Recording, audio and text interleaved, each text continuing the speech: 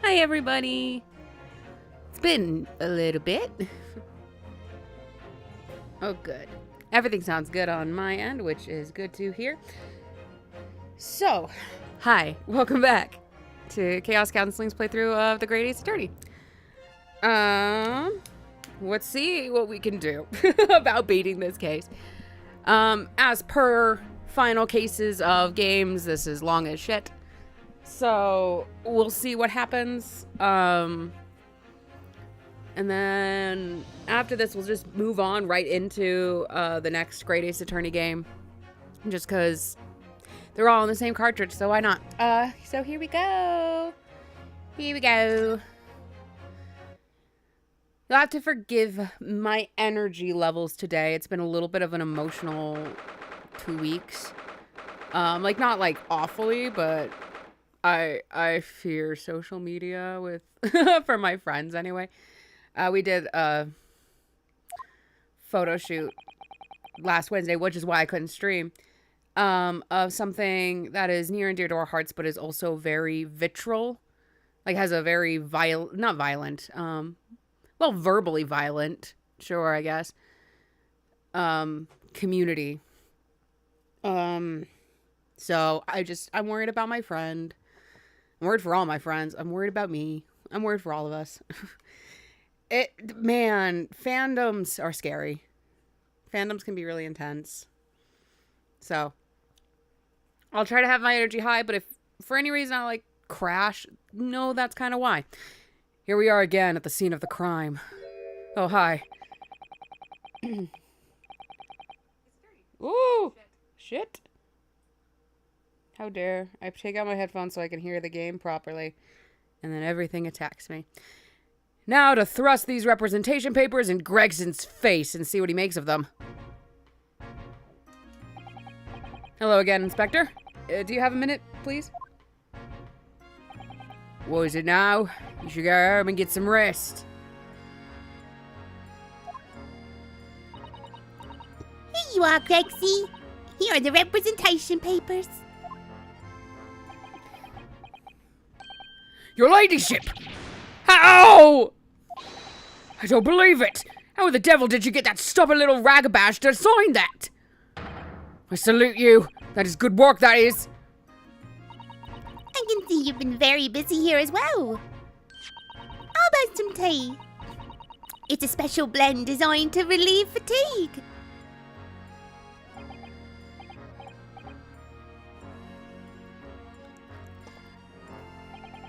Ah, lovely. Well, let's see now. Yes, yes, I hardly feel tired at all. I'm as fit as a fiddle, your ladyship. Would it be alright if we investigated the scene of the crime, then? Do as you please. You know where it happened? Through that door behind the counter. Yeah, I'm gonna examine everything the fuck else first, though. Yeah, the storage room. That's where I discovered Mr. Windibank. And Gina. Right, well, I'll be getting back to business then. Will you be investigating in the storeroom as well, Inspector? If I'm perfectly honest, we need to wrap this up before long. Can't afford to spend too much time on it. But there are so many articles to go through, it's taking forever, even with the lads working round the clock. Which is a problem, because there's another case in the yard needs to investigate urgently. That must be what Lord Strongheart meant by far more serious matters before. So what I'm saying is, don't get under my feet, sunshine. Come then. Let's not waste any time.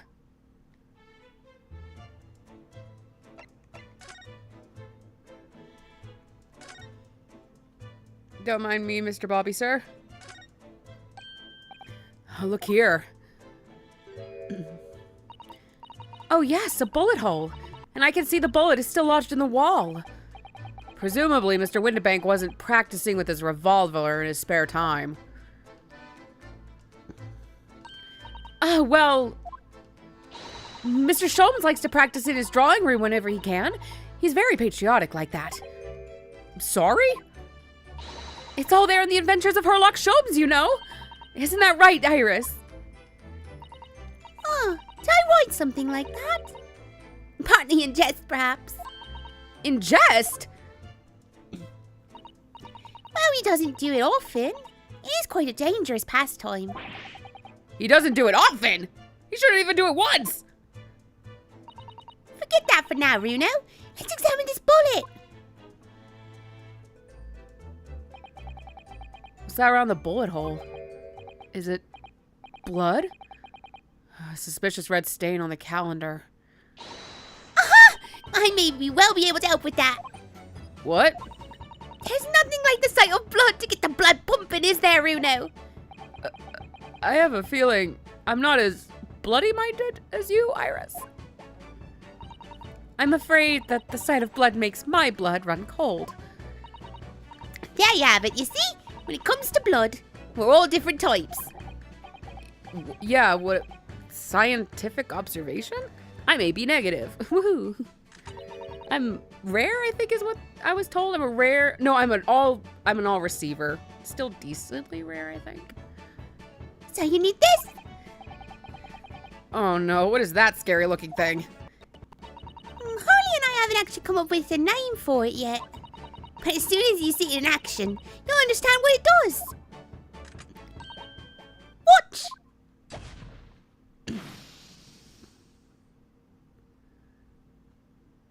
Oh. Gross.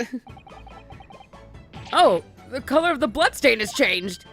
There, does it make sense now? Yeah, I think I'm starting to understand. Good. It works on the principle that different people have different types of blood, you see. Yes, how wonderful. The chemical it fires combines with the blood and makes it change color. So you can identify whose blood it is that you're looking at. And oh, that's Iris, huh? You're looking at it in a flash. Oh, what a fabulous invention, Iris.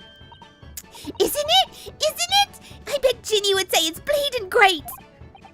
So, whose blood are we looking at then? Well, all the chemicals does is turn the blood a different color, so...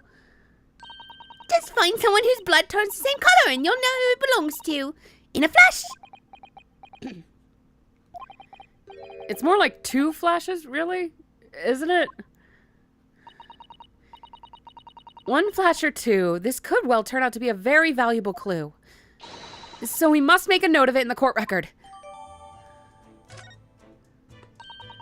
Let's keep testing and adding the results to any other blood analysis to the portfolio. I can read. Oh my god. As long as I have reagent left, sure. I don't think I need to look at that.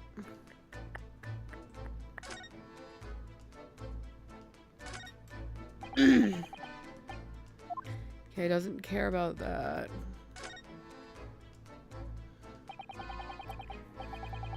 There's the article ledger here in Mr. Winterbank's notes and... What's this? It looks as though someone has left a little photographic print behind. Oh, look on the back. There's some writing. Is there? Oh, show us, Susie, show us! 15th February, 10:30 p.m. Article deposited, 1 gentleman's overcoat. Loan amount paid, £1. Redemption deadline, 15th April, 10:30 p.m. A gentleman's overcoat pawned for £1? Clearly it was a very fine coat. In fact, I think... Yes, this must be the ticket for the overcoat that Ginny redeemed yesterday. And is still wearing, which belonged to Mr. McGilded. I would never have expected the redemption ticket to be handwritten on the back of a photograph, though. Seems Mr. Winterbank just used whatever piece of paper he happened to have at hand. But this photograph of a cat, it looks very familiar, doesn't it? I'm sure I've seen this exact same picture somewhere else recently. Oh, yes, you're right. Very recently. It's the same as the one Ginny gave us earlier. Of course. Was forgetting that she gave us that print. Well, what are we waiting for then, Mr. Naruhodo? Get it out! All right. I'll let the cogs turn.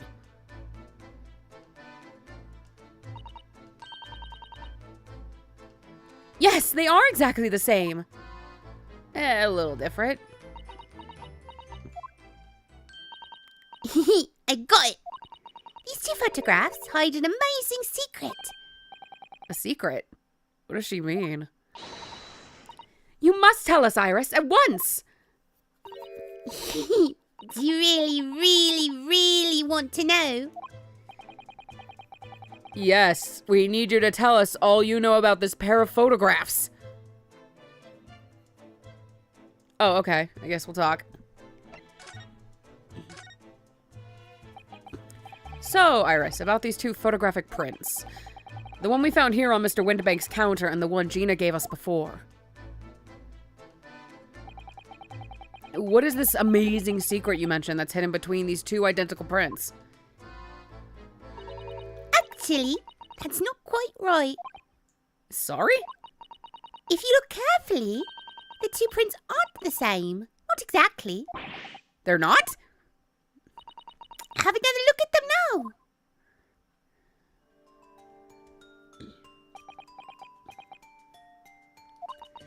Can you see that they're just slightly different from each other? I think so. It's very subtle, though. But what's the reason for the subtle difference between the 2 prints? Well, it's because they're a set, you see. No, I don't. This pair of photographs is meant to be used in a stereoscope. Everyone in London is raving about them at the moment. Stereoscope. Why do I feel as though I've heard that word before recently? Oh, yes! That's what Mr. Sholmes showed us yesterday! You see? There it is, just over there. Yeah, of course. A magical machine that makes pictures look almost real enough to touch. Actually, it's quite possible to see the same depth in pictures even without one of those contraptions. What? Really? Do you know how a pair of flat photographic prints can appear to have any depth in the first place? No, I have no idea. Oh, wonderful! Then I'll be able to tell you. She's over the moon. Bless her. Should we let her explain, though? We really need to carry on investigating the scene. I, for one, simply have to know. Okay, here we go. Have you ever considered, Bruno, how see depth in the world around us. Well, I just open them, and it works. But the reason it works is because we have 2 eyes. 2 eyes. Shocking. If you try closing just one at a time, I think you'll see straight away. What do you see with your left eye? And what you see with your right eye? Hello? Just a little notification, nothing to really worry about. Fun fact, I don't know how to close just my left eye. I could do it with my right after I trained myself by holding that eyelid closed. I couldn't blink. Like, I couldn't wink without really training my body to do it. It's stupid. Ever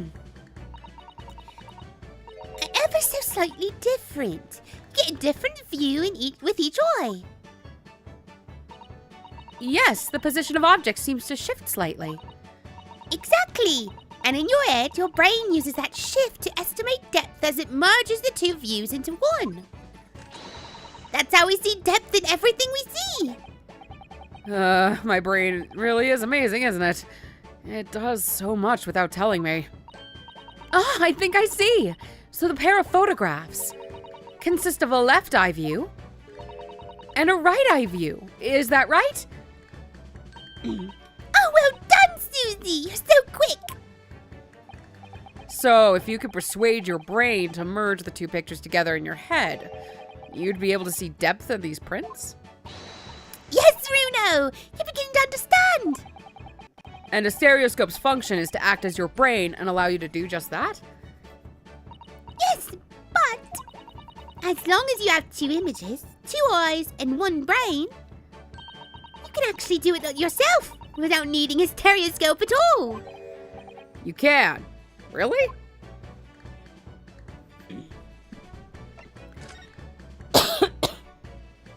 Fun fact, I can't do what she's about to describe. I could do the action, but I can't get my brain to still do what she wants it to do. I was never good with magic eyes as a kid. Let's try it. Let's see if you can view this pair of prints without the help of a stereoscope. Oh, yes! I'm dying to have a go. Susato-san really loves this kind of thing. You need to be able to cross your eyes. That's the main thing. Can you do that? Can you both do that? Cross my eyes? I think I can. Watch me and see if you can copy.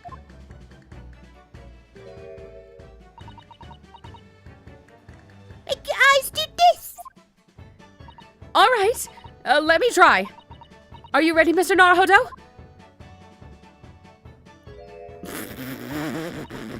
Hi, guys.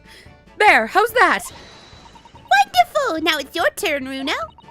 The trick is to concentrate. The trick is to concentrate on looking at the bridge of your nose with both eyes at the same time. Not exactly an easy task when 2 people are staring at you cross-eyed.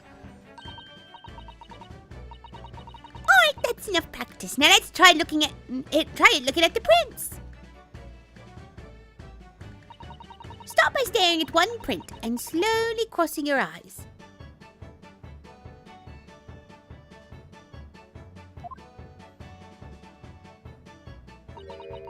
You should see 2 overlapping images like this. You try it now, Runo. Just gonna have to give it a try, I suppose. I think the problem is, 1, I'm not close enough to the screen.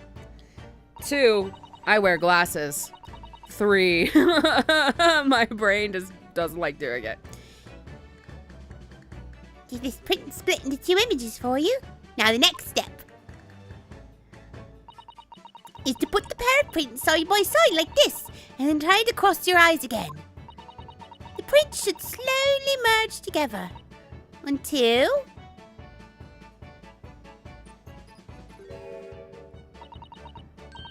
they form a new single image in the center.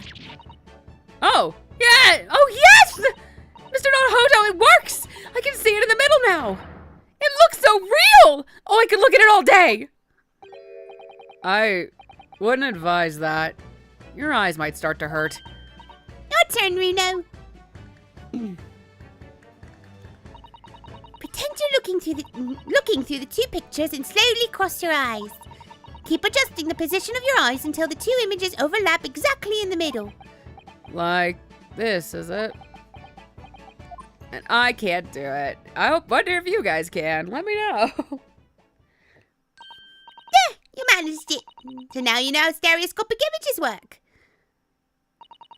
Well, I don't know who discovered it, but it really is quite extraordinary. Some dude who was really bored.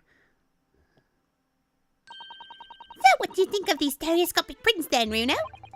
They're certainly amazing, but it isn't easy to get the knack of viewing them properly. Now, some people find it easier than others. But that's why contraptions like this exist, for people who find it tricky. Oh, I recognize that. We saw one over there yesterday, didn't we?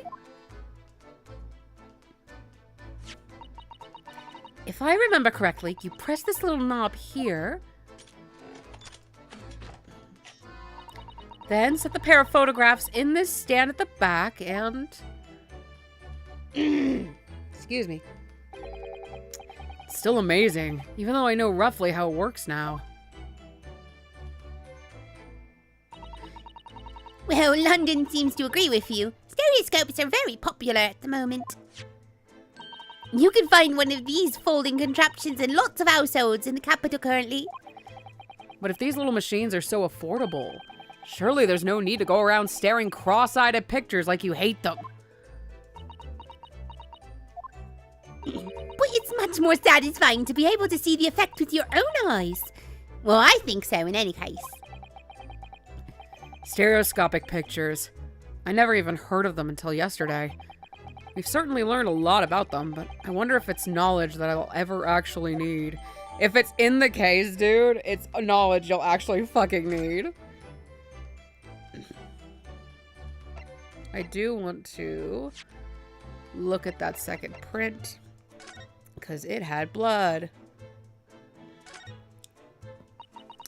Mr. Naruhodo, I don't know if you've noticed, but there's something rather troubling here. I have noticed. The red smear. The red smear, you mean? Yeah, it looks like blood, doesn't it? I wondered if Susato-san had picked up on that. Well, in that case, yes, we need Iris. We should show this to her before we forget.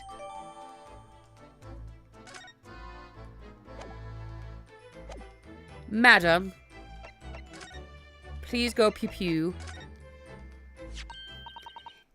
Oh, that looks like blood. I would say it's from a gloved finger. Almost certainly a glove made of leather. Well, don't worry, Runo. You can leave the rest to me.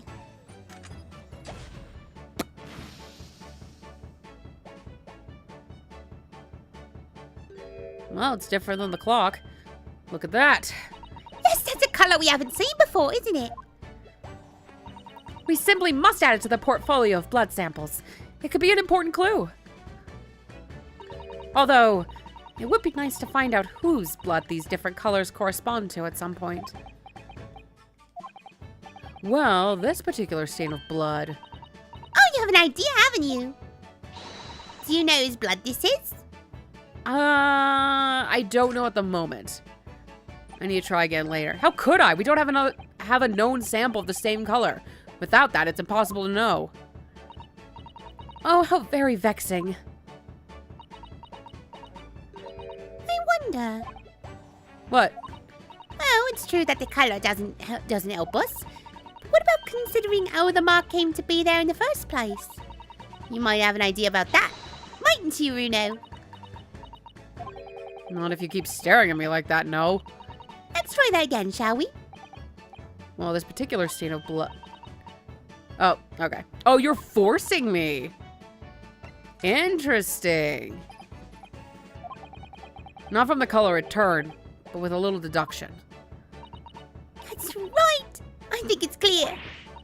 Iris, you know as well?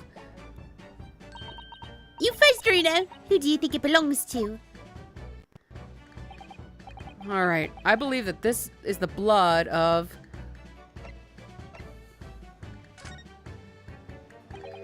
Thrice-fired Mason. Oh, I got it wrong, huh? Well, it was 2 months ago now, that case. And of course I never met the victim, so I'm struggling to remember his name. He was definitely thrice fired, though. The victim of the omnibus case?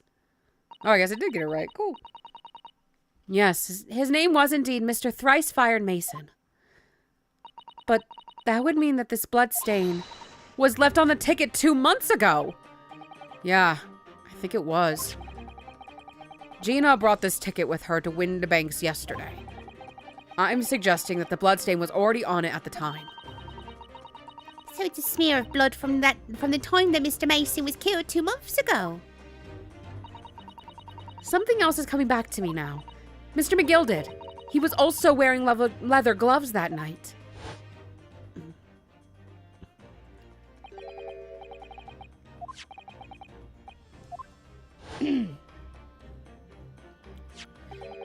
It certainly does look like a leather glove thumbprint, this mark. But we know that Mr. McGill had no injuries at the time anywhere on his body, from which we can conclude that any blood on the glove belonged to the victim, Mr. Mason. Mr. Naruhodo, you sound just like Mr. Sholmes! Minus the quirky slip-ups, I hope. Yes, I think you're right, Bruno. Very well. Let me make a note of this.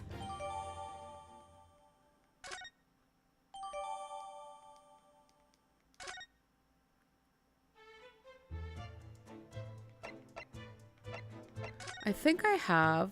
I don't. Dang it. I thought I had the metal disc. Anything else? Okay, cool. I don't know if there's anything really for... Well, I guess I could try to examine the door here. Behind that door is the storeroom, isn't it? That's what Gregsy said.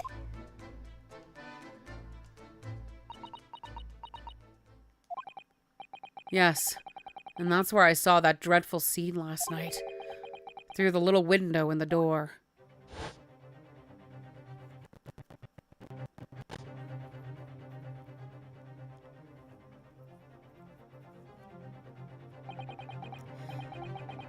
Mr. Windibank face down on the floor with Gina beside him. As the accused's legal representative, you have the right to examine the scene, Mr. Naruhodo. We must make a thorough investigation. Yeah, of course. And we will. Behind that door, that's the real scene of the crime. Don't worry. If there are any clues in there, I'll find them.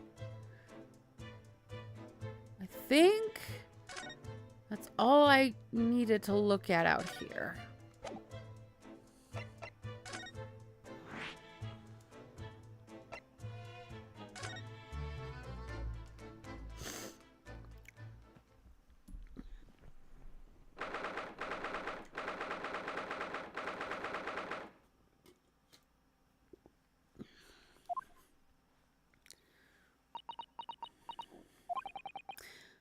Poor Iris.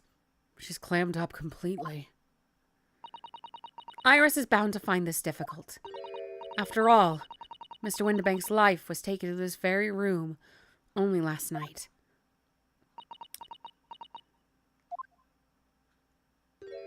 Oh! Oh! Oh, goodbye. Wait, Inspector! What was it now, Sunshine? You took one look at me and tried to run away! You think a Scotland Yard inspector would run away from some jumped-up little defense lawyer, do you? Not me, We just... well... I've never seen her ladyship looking like that before, is the thing. I didn't know what to say to her. So you weren't running away from me. You were running away from a 10-year-old. I'm afraid this is all a little much for young Iris. Some gentle reassurance might go a long way, perhaps, Inspector. Hey!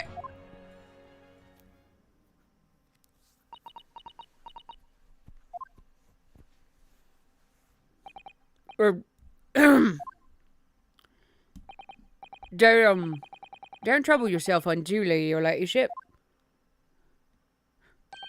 I mean, at least you're not dead, are you? Oh my god, Gregson! Gregson. I don't think that went very well. Why? Look, I'm in the middle of an investigation here, Sunshine. And I told you not to get under my feet. And we have investigating to do ourselves. Yes. I'd like to hear more of what the socially adept inspector has to say. Oh, Hurley. And inquire into how Mr. Sholmes' operation is going. Before I talk to you, though, actually, I have a feeling I have to talk to you, and then I can look around. So, Inspector, what do you make of the crime scene here? Pshaw! You got eyes, haven't you? Use them. It is what it looks like. Nothing more, nothing less. Iris, could you lend me a hand? So, Gregsy, what do you make of the crime scene here? Oh, yes, your ladyship. Do allow me to humbly explain. Last night, shortly after the hour of 1 o'clock in the morning, Scotland Yard police attended the scene. The one and only door to this storeroom was found locked from the inside. So it was locked from the inside. The lock appears to be broken now, though. Was that the police officer's doing?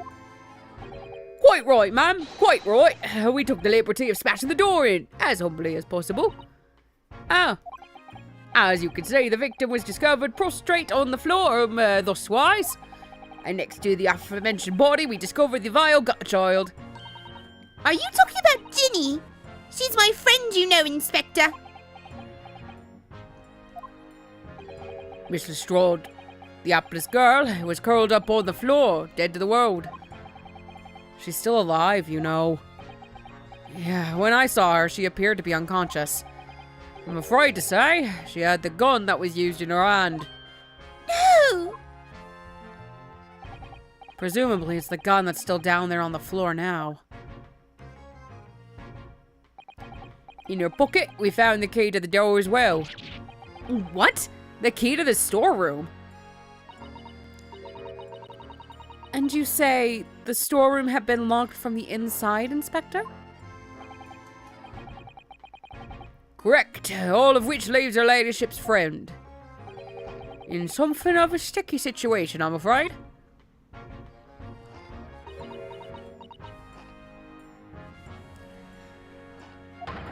Obviously, my personal opinion is that it's all some sort of misunderstanding. Of course it is, Inspector. Of course it is.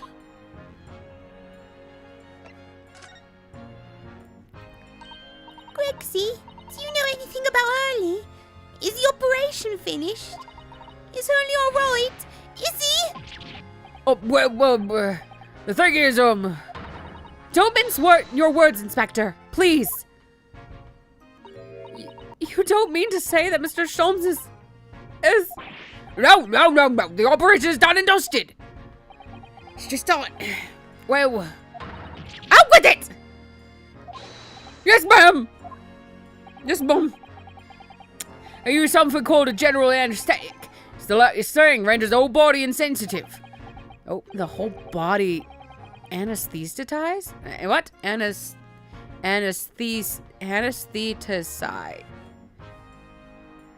Anesthetist. I don't know. Is that even possible? It means the operation can be completed while the patient is fast asleep. Goodness. In the Empire of Japan, we can just manage to provide laughing gas for a tooth extraction. The trouble is, the latest thing isn't always the greatest thing, if you follow my meaning. I couldn't get the medication to work at first, so it took hours for him to nod off somewhere here. And now that the op's finished, they can't get him to wake up, apparently. Oh my! No one knows if it's the anesthetic still in his system, or if the bloke's just plain exhausted. But anyway, all they can do is stand back and watch until he comes round again. Hurley. The moment he opens his eyes, your ladyship, I swear I shall get word to you. What a surprise. Even in matters of life and death, Mr. Sholmes has to do things his way.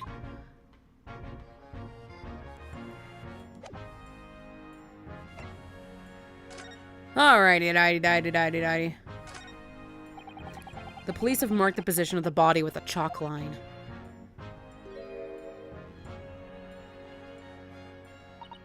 Poor Mr. Winterbank. He was a nice old man. Well, he was shot just once through the heart. Most likely, the fellow died instantly. He wouldn't have felt a thing.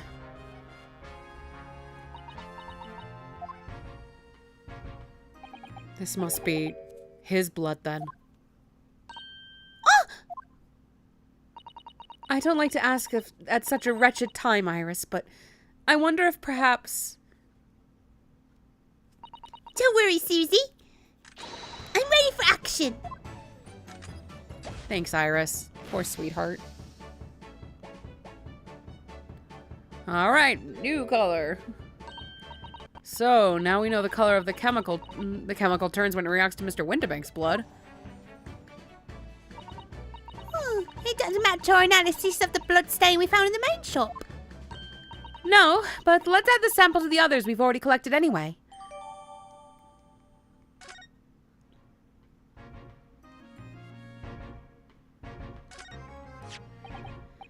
This is a revolver. A real one. And quite possibly the murder weapon used to take Mr. Winterbank's life. What's the matter, Susie? You and Runa look like you're about to faint. Well, it's just that I've rarely seen a gun in the flesh. And I've had issues with guns in the past. But anyway, we saw Mr. Winterbank with this yesterday, didn't we? When he's doing a really bad character bit.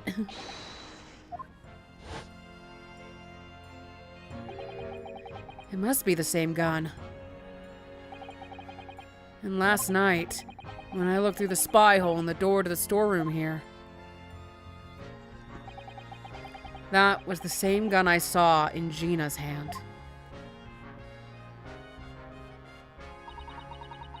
Mr. Winterbank told us that he only ever had a single bullet loaded in his revolver, didn't he? Well, it's empty now. The one and only bullet he had in his gun has been fired. So we can be fairly certain that only a single shot was fired from this revolver. And yet we have two... Oh, there was also the chaps who ran off who shot Shams. That's probably that calendar bullet. Out of all the articles in this storeroom, this is the only thing that shows any sign of being ransacked. Ah! What is it? What is it, Iris? That's the box file that my manuscript was being kept in. Oh! Iris's unpublished story. The Hound of the Baskervilles. Surely that's not what all this... Oh, Gina. Oh, Gina.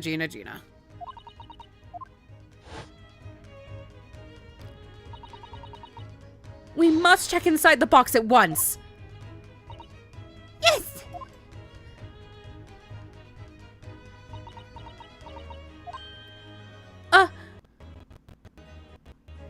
It was there! Iris's story was there. Really? It was? Well, that's good news, isn't it, Iris? Yes.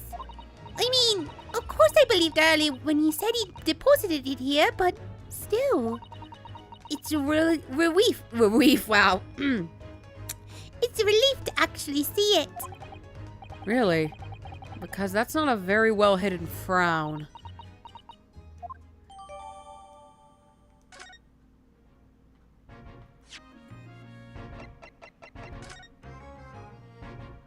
Holy shit, girl.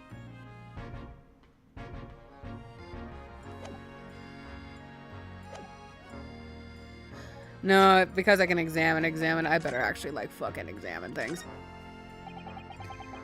You can't find anything out of place, okay.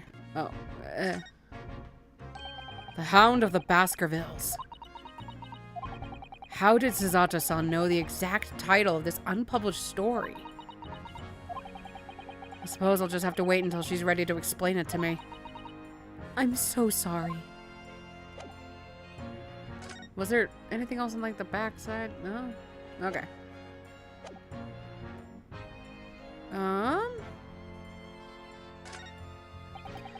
Look Look at all these articles that have been deposited. The room is stuffed full of them. I can't believe how many there are.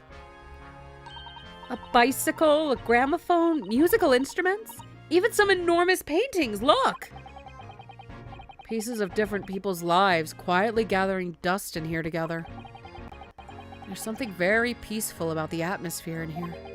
Or at least there would be, if not for the chalk outline on the floor and the policeman shuffling around. Not much I can do about that, sunshine!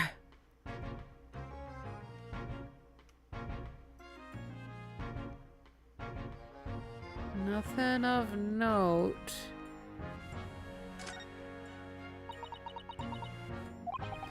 Iris?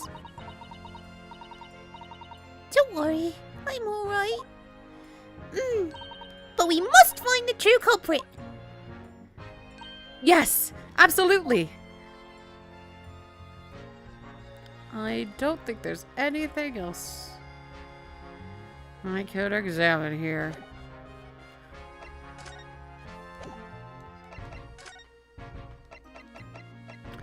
We should go check on Sholmes, I guess. Nope. Maybe there's something in the main shop I missed.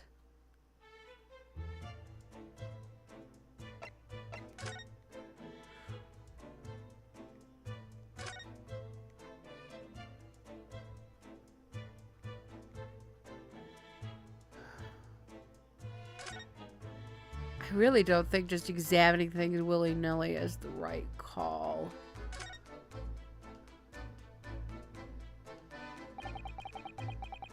That ledger that's open on the counter, that there really is enormous, isn't it?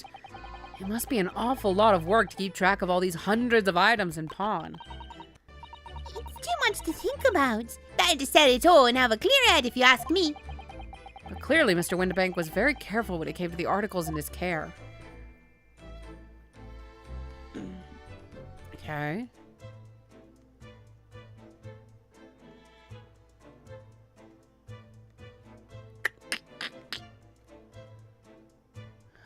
Let's go back to the storeroom.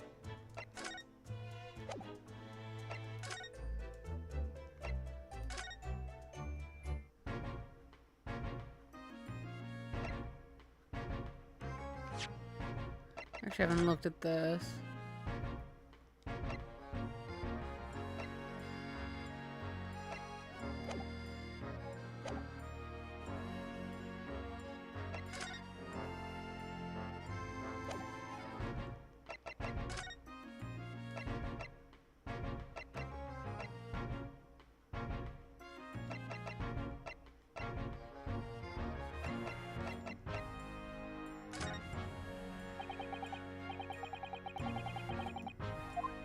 Yeah, okay.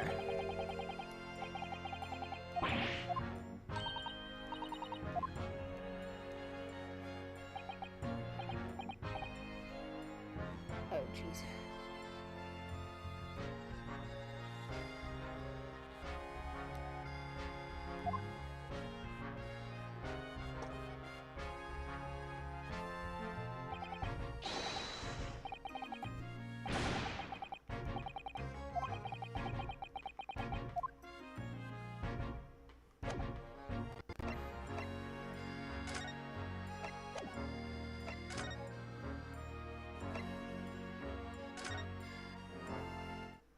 Guess I just gotta examine everything in here. That's a music box. Do you have them where you come from, Runa? Yeah, but I've never seen one as large as this in Japan. Oh, well, this will be a treat. Shall we have a listen?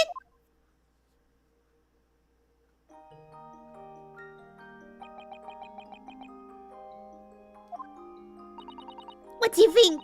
Isn't it a pretty sound? It's a beautiful sound, yes, but it's a little hard to enjoy when all the policemen in the room are giving you fierce looks. Never mind that. If any of them say anything, I'll take Grexy to have a word. Iris Wilson, Superintendent of Scotland Yard.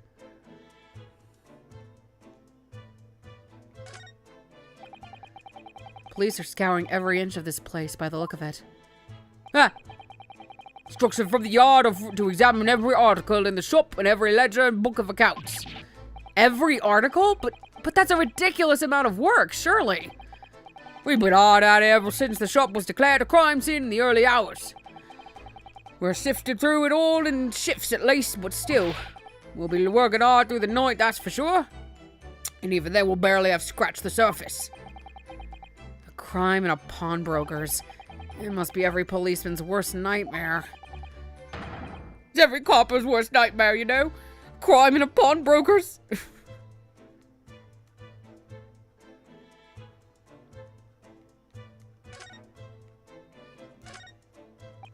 This is that strange contraption that lets you see pictures of things as if they're right in front of your eyes.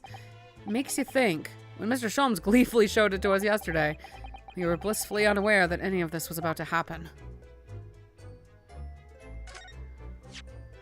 I'm fairly sure this contraption was here yesterday as well. Here we are, though I'm not confident I can get it closed again. Oh yes, that's a folding stereoscope. Really? This is a stereoscope? Mr. Sholmes showed us a picture yesterday, and you were supposed to be able to see it in 3 dimensions. But for that, he used the great big contraption over there. Oh well, that's for use in public houses and places like that. It contains carousel with all sorts of pictures inside. But this little thing is a much simpler design to use at home. There are special shops selling prints you can use in them. I have a little collection myself. Wonder if I could make money out of these in Japan.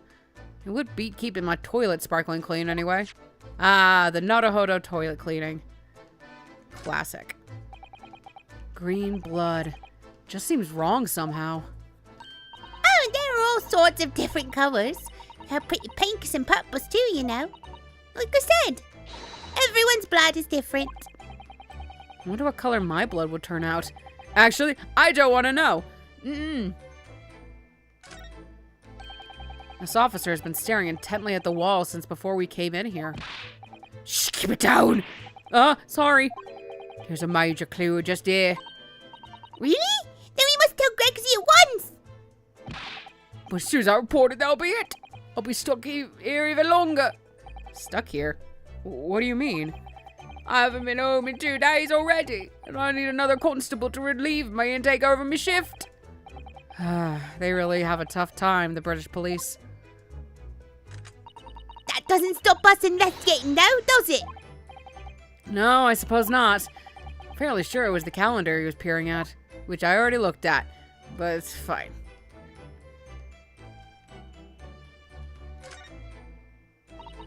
These shelves are where the pawnbroker puts articles that have been forfeited on display for customers to buy.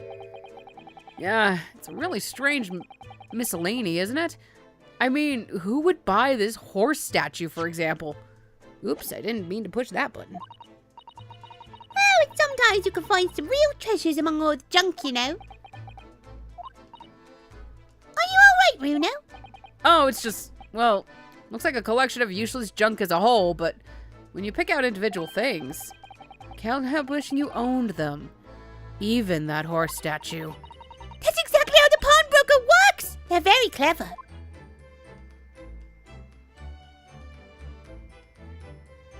Okay. Nothing else here.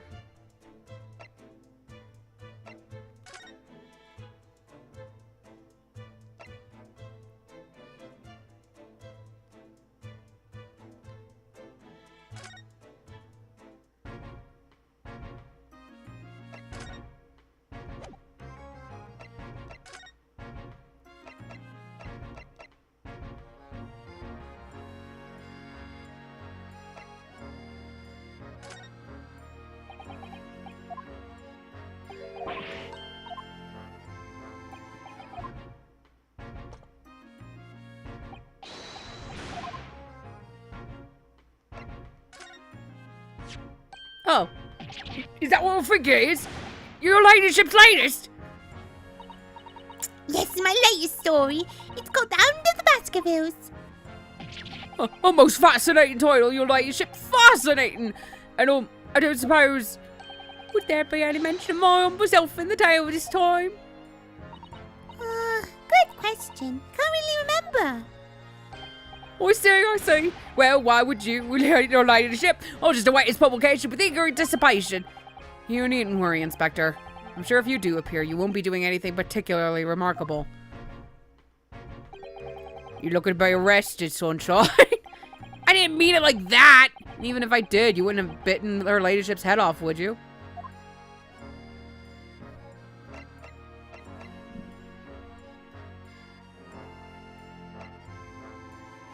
I already showed him that.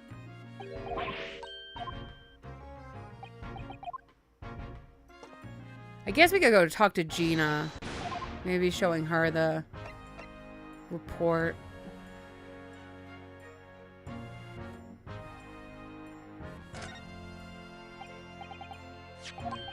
Oh. Looks like someone ran out of all for stationery, wrote the ticket on whatever paper was on hand. Yes, it's the ticket for McGilda's overcoat. The one that little diver turned up in yesterday. Oh, actually, no, it's not. Really? Think you know better of me, do you? No, I didn't mean to... Runa's right, Gregsy. It isn't the same ticket. Of course it isn't. Of course it isn't. I never doubt you, your ladyship. So what's all this about then, if I might be so bold as to ask? This is a second ticket. A second one? Seems that Mr. McGilda, in fact, had another article in storage here at Windibanks. Is that right? I think we need to discuss this further with the inspector, Mr. Naruhodo. Oh, good. Because he's ever so easy to talk to. At least I figured it out. Hooray. This ticket was in one of the pockets of Mr. McGilda's overcoat. You mean to tell me? Yes, there was more than just the music box disc, it seems. I should insist on the lads taking it back to the yard and examining it properly. Well, according to the details on this ticket, Mr. McGilda deposited another article here with Mr. Windibank. Yes, I can see it written here. Small box, was it? Do you have any idea where it is, Gregsy? Any idea at all? It's another article belonging to Mr. McGilda. Could be an important clue. Well, yeah, suppose it could be. Please, stop looking at me with those big turquoise eyes. All full of hope and expectation. It's too much for pressure. I'll lose my marbles, I will. I'll go barking. This is no time for dog impressions, Inspector. There's enough sauce from you, sunshine. There's one thing that springs to mind. According to this ticket, the redemption deadline's already passed, doesn't it? Oh yes, of course. Articles are only held for 2 months.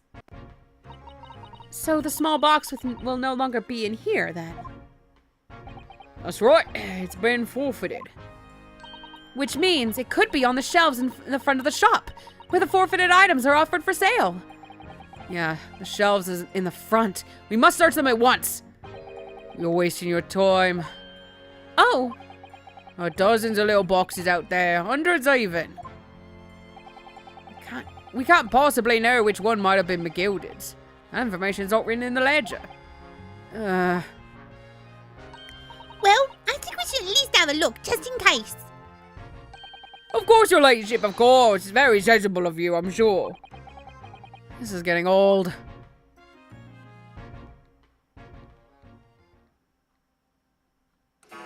Ah.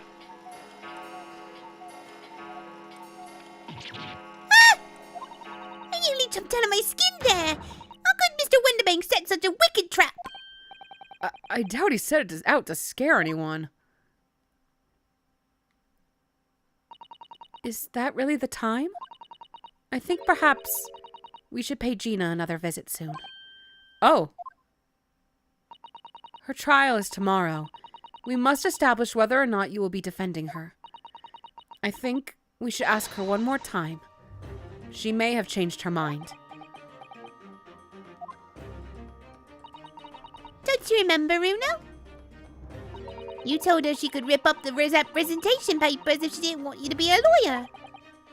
Really? Did I say that? Yes! You did! The deadline for submitting the paperwork is fast approaching. In that case, we'd better hurry back to the prison and talk to Gina again. I assume I can't look at the shelves properly. Still, oh! Yes, this is where all the items that have been forfeited by their original owners are offered for sale. That's right. They've all got little price labels on them. But there's so many. I wonder if the small box this ticket was for is still on the shelf somewhere. The box that Mr. McGilda deposited here just over 2 months ago. Even if it were, finding it promises to be very troublesome indeed. There's so many boxes. It could be any one of them. Mr. Sholmes said that a pawnbroker was the safest place to store anything. More secure than a bank's vault. So perhaps this small box of Mr. McGilda's contains something of very great value. Well, if that's the case, he'd probably have kept it locked. So then, we need to find every box with a lock and break them all open. Hi-ya! Oh, that was really loud, sorry. That sort of misconduct would get you arrested. I won't let that happen. This takes me back. It's been some time since Susato-san last threw me. Am I beginning to like it? Oh god. Yeah. Yeah, that tracks. Okay. Off to Gina then.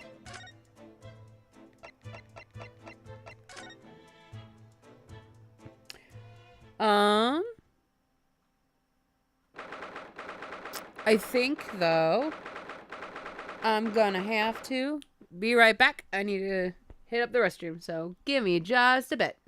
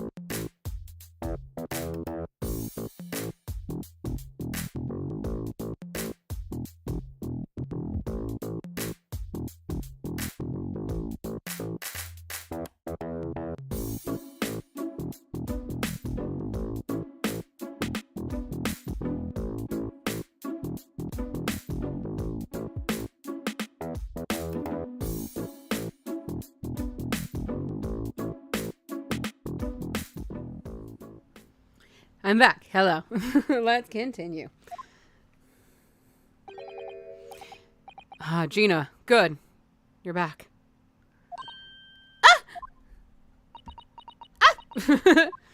Can't do like the sudden screams. The police must have finished questioning her then. Oh, how was it, Jenny? Was it awful? Didn't bother me. Thank you for the papers you signed before. Meant we were able to investigate at Windibanks. Oh, right.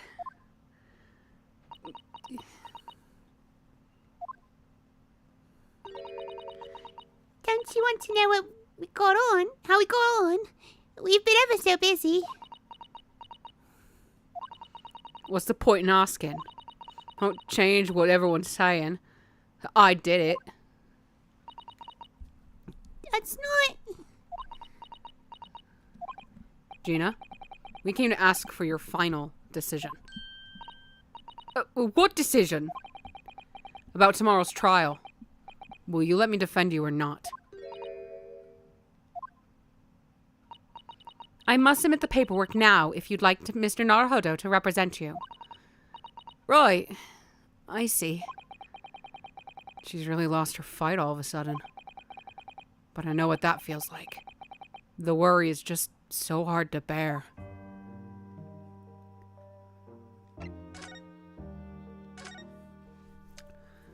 Oh,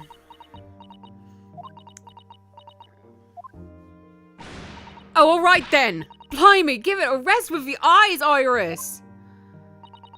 So come on then, fill us in. Who done it? Unfortunately, we don't know that yet. You don't say. We don't know yet, Gina. But Mr. Naruhodo and all of us know that you are innocent of this crime. And while we haven't yet managed to work out who the real culprit is, there are a number of interesting facts that we have managed to establish. Oh yeah? Like what? Well, for example, the reason for you being there in the first place. I think I know why you broke into Windibanks that night. Looks like I'm gonna have to take some evidence that clearly reveals the reason and thrust it in Gina's face. Or I could present it to her calmly, I suppose. You know what, before I even ask the other thing, I'm just gonna do that. Here you go, bitch. We found this in Mr. Windibank's storeroom. The manuscript of Iris's latest story. Oh, right. Well, that's good then. Curiously, the storeroom at Windibank showed no sign of being ransacked for items of value or the like. With one exception. The box file that housed this manuscript. It was you, wasn't it, Gina, who broke open the box containing this manuscript last night? You were determined to find out whether or not the Hound of the Baskervilles was really there. That's the real reason you broke into the storeroom last night, isn't it? Ah! Why don't you tell us what happened? Please.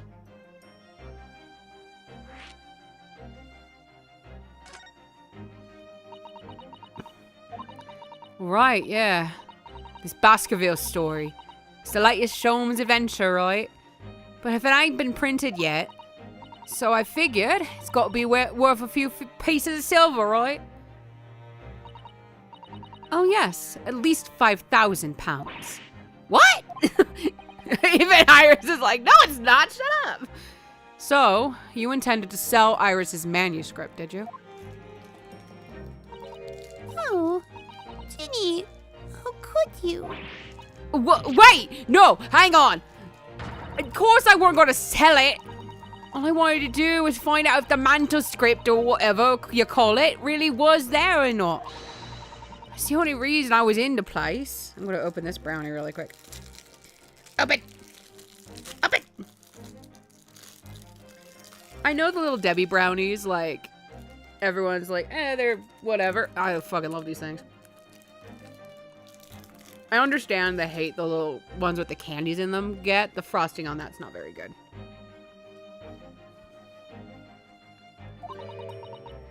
For Iris' sake, Isn't that right? We knew why you'd done it from the start, Gina. Of course we did. But... I knew you wouldn't do anything mean like that, Ginny. I just knew it. Well, when I saw the manuscript in the storeroom, it reminded me of what you said the night before. This hogwash that I'm not going to repeat.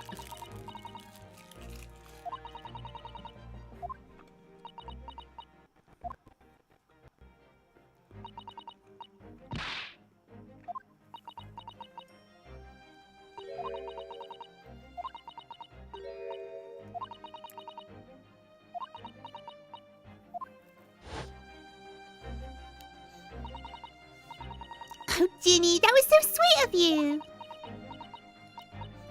All right. I'll tell you why I did it. Just stop looking at me like that, Iris. I'm gonna go back and get this thing. We already have the representation papers and other documents we need. All we have to do is hand them to the court clerk. That is, if you'll allow me to represent you in court tomorrow. Nah, don't bother. Ginny. Rip them up and chuck them, would you? Them representation papers or whatever they're called. You still ain't fancy enough to have a bin. So, what will you do in court tomorrow? Be fine on me own. I don't think you will be. Look, it don't matter. What's gonna happen is gonna happen. This is one stubborn pickpocket.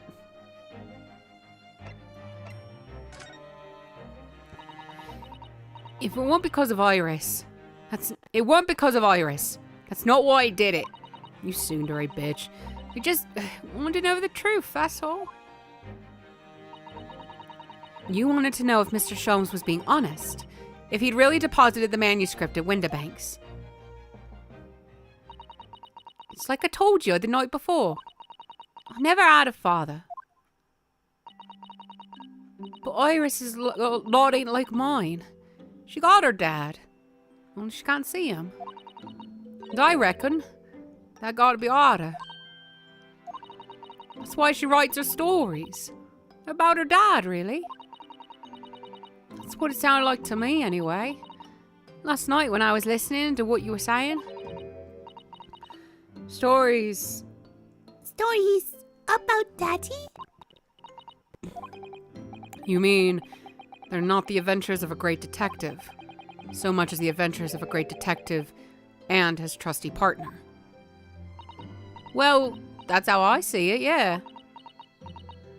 You're so thoughtful and so kind, Ginny.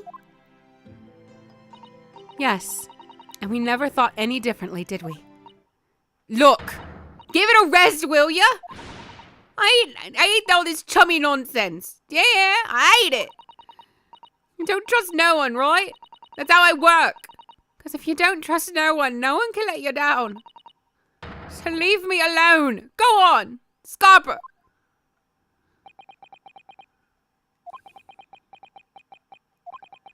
I hadn't noticed until now, but it's unmistakable. Right there on both sleeves of that overcoat are some very suspicious red stains. Those are brown, but they're old, so fair. Why are you looking at me like that? I think it might be worth presenting some of our other findings in that area to Jenny now.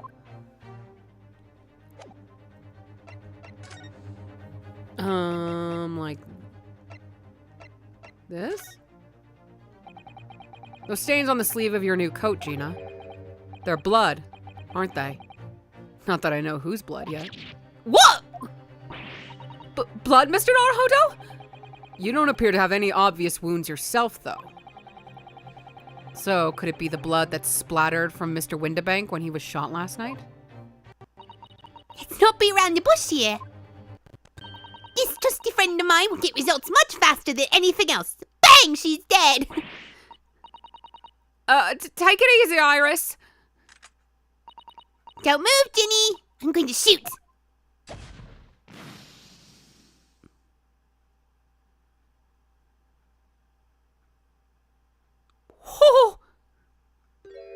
That's a lot of blood.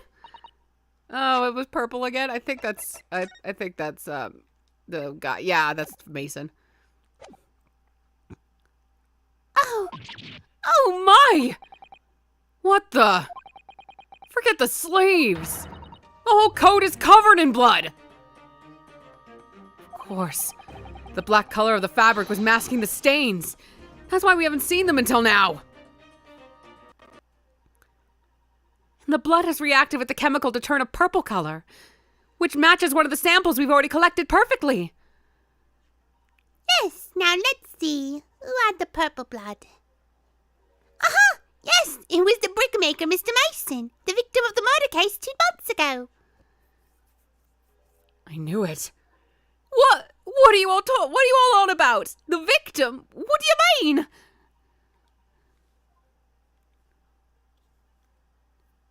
It's a rather uncomfortable situation, Mr. Naruhodo, but I think this makes things quite clear. It means the omnibus case is finally solved. The truth about who really murdered the brickmaker, Mr. Mason, is revealed. Oi! Would someone explain what's going on? Stop telling half a story!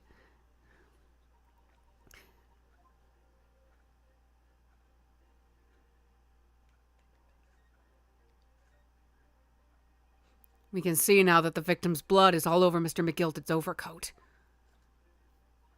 But in the trial 2 months ago, the defendant said this in his testimony.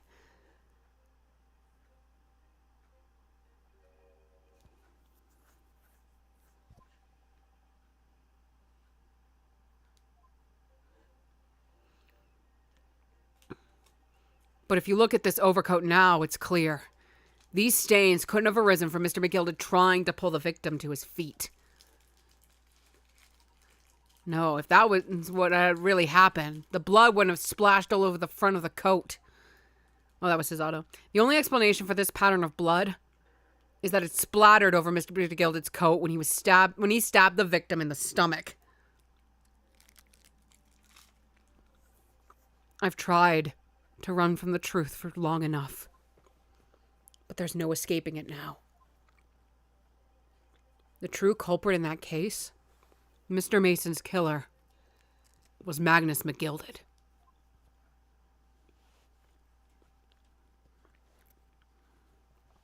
Well, good thing he's dead, I guess. Mr. Naruhodo.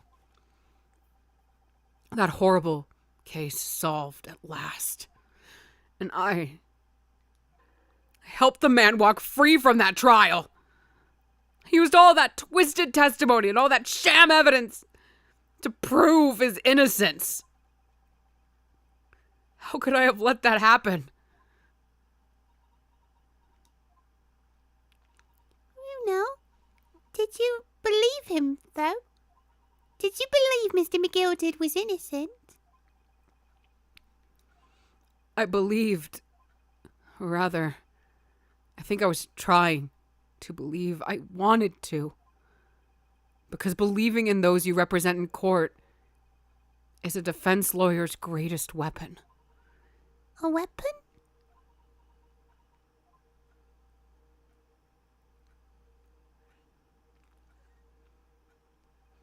Before we came to Great Britain, a great friend of mine taught me a valuable lesson. You mean Kazuma-sama?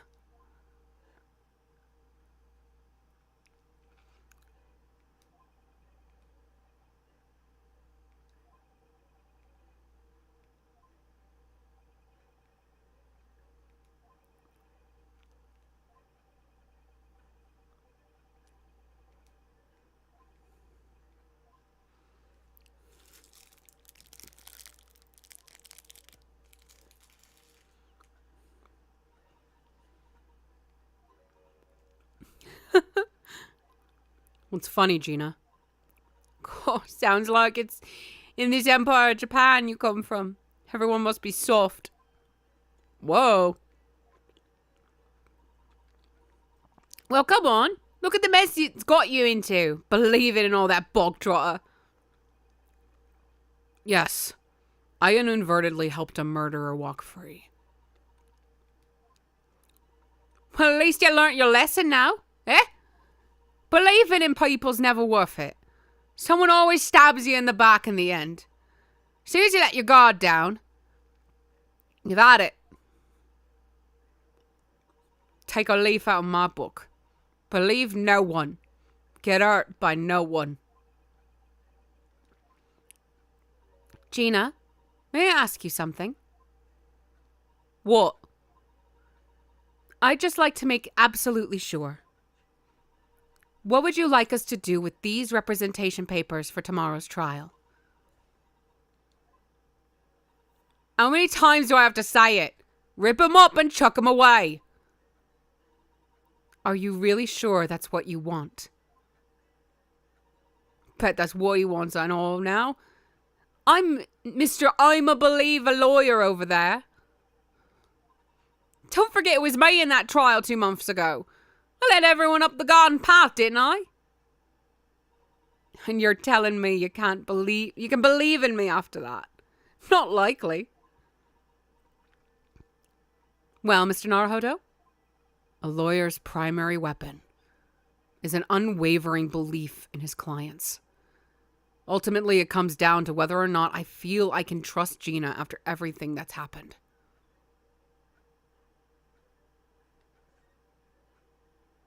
Gina, let me say it again. Please allow me to represent you in tomorrow's trial. Are you half-baked? Not at all. You've not once admitted to committing the crime, have you?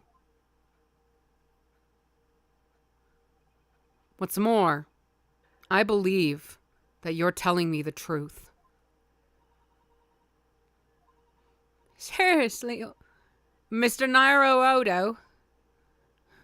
Didn't you hear all of what I said before? I'm a born liar. Fibs just trip off my tongue. I'm a diver, don't forget. I pulled the wool over your eyes 2 months ago and got you into all sorts of trouble. Why would you ever trust me now? I just don't get it. Gina? I do understand why you chose not to put your trust in others. But I assure you, there is more to this life than you yet realize. What do you mean? The world we live in is full of people you would do very well to trust. People who won't ever let you down. It's true that I'm just a student of law, and I'm certainly lacking in courtroom experiences. But I can promise you this. Whatever happens, and until my very last breath, I am completely on your side.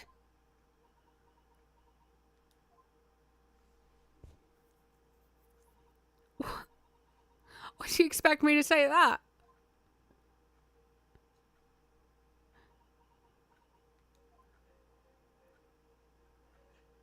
Then, it's decided. I will take these papers now and carry out the necessary preparations for tomorrow's trial. It would be a shame to throw them away now after it's been penned with your name so beautifully. Do what you like. You Eastern Lauder. I don't know what you are. I don't get you. Tsundere to the very end, this Gina. Gina's taken herself off to the back of her cell. She never admitted it, but I hope she's feeling relieved. That turned out all right in the end, I think.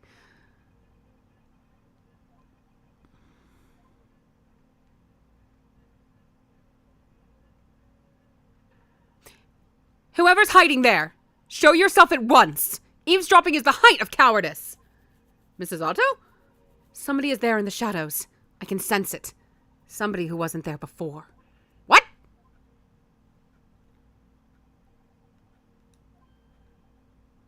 Blimey, you're shopping? I assume it's hello, it is me. I got it right. Hello.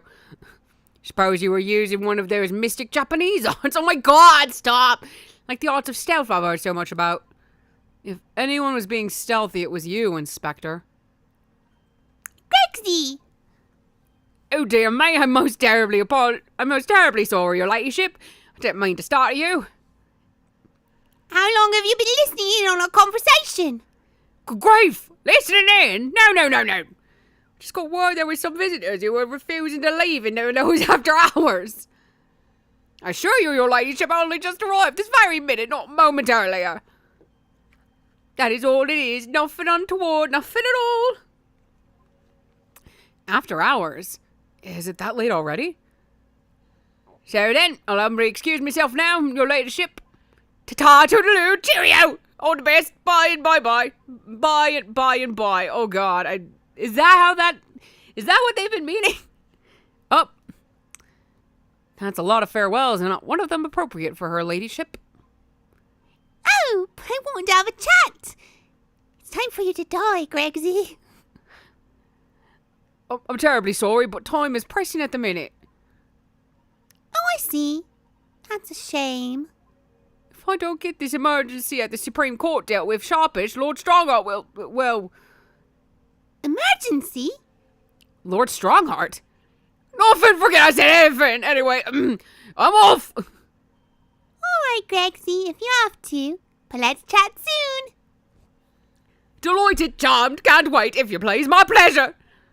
That's a lot of pleasantries, and not one of them sounded sincere. Gregsy's so funny. He says such silly things. Certainly entertaining to see an inspector of the police fawning to a 10-year-old girl.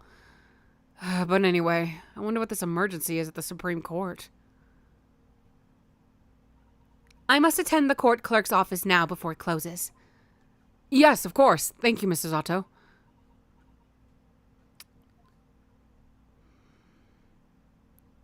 Kindly escort Iris home now, Mr. Naruhodo. I shall meet you there later.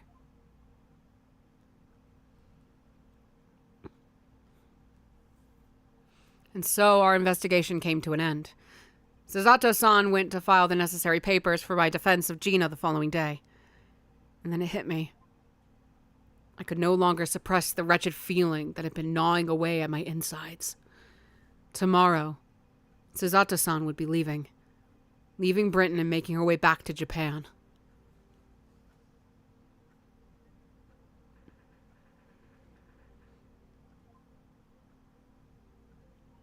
Naruhodo-san, it's been a very trying day, hasn't it? I do hope you're not too exhausted. What about you, Susato-san? Today has been even more trying for you, I'm sure. Mr. Sholmes was shot before our eyes. Gina was arrested. All on the back of the news that her father has fallen ill and that she must return to Japan at once. I hope your father recovers soon. Thank you for your kind words.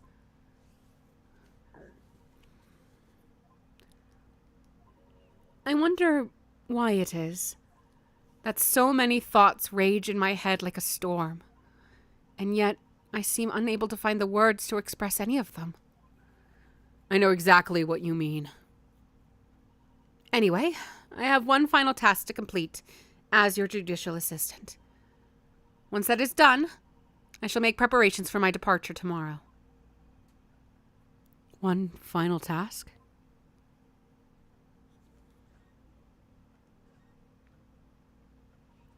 It's just 2 months since we arrived in London, but we've managed to establish this office.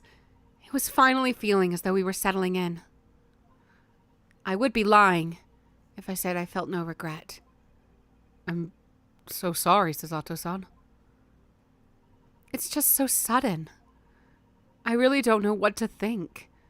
I've had no time to gather my thoughts. I know we've only been here a short time, but in my limited experience of the courtroom, I feel I've learnt something. And what would that be? It seems to me there are many facets to people's personalities. Facets? And like a jewel, the light plays off them in complex patterns, illuminating their actions and their motives. But we see oh, that is just a bad typo. But we see only a small number of those total facets. And what is illuminated is only a part of the whole story. What lies in the shadows? What do those facets we cannot see look like? Perhaps there are some parts we'll never lay eyes on for as long as we live. That's so true. Sometimes I feel as though I'm blind to so much. But I keep hoping that one day it will all become clear.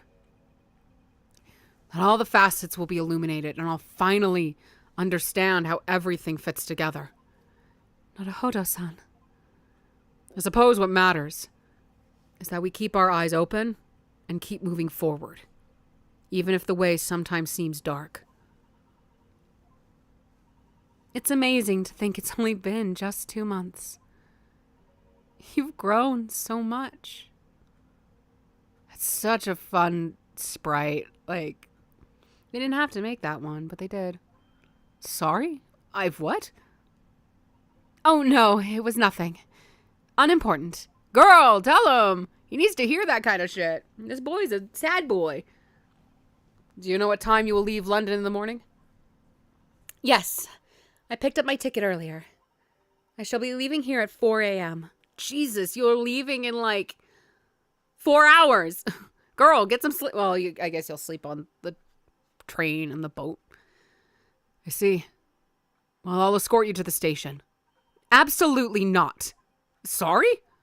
I'm sure you realize why I couldn't possibly let you do that. You have a very important day ahead of you tomorrow. Gina's trial. Yes, I know, but every word you utter will have the potential to determine Gina's fate. You must get as much rest as possible. Even though, like me, I'm sure you will find it hard to sleep. But please, for me, do try. You mentioned one final task a moment ago. What did you mean? Oh my, I nearly forgot. Please, I want you to have this. Oh no. What is that? Some huge bundle of documents. It's my notes from the case 2 months ago. The murder that was committed on the omnibus. The McGilded case. It seems to me that this case of Mr. Windibank's murder, of which Gina is accused, is very much tied up with that omnibus case, in ways that are not yet completely apparent. So I took the liberty of consolidating my writings about the case for you. With everything else she had to think about, Susato-san still managed to do this, and all neatly laid out for me in her beautiful handwriting. It was my pleasure. I can only hope that it will bolster your case tomorrow for Gina. Thank you so much, Susato-san. I will do my best to use it wisely. You really are the best judicial assistant in the world. Well, that's extremely flattering. But I'm sorry to say that I've been a complete failure. Sorry? I didn't quite catch what you said there. Oh! Ignore me. I was just mumbling to myself. Girl!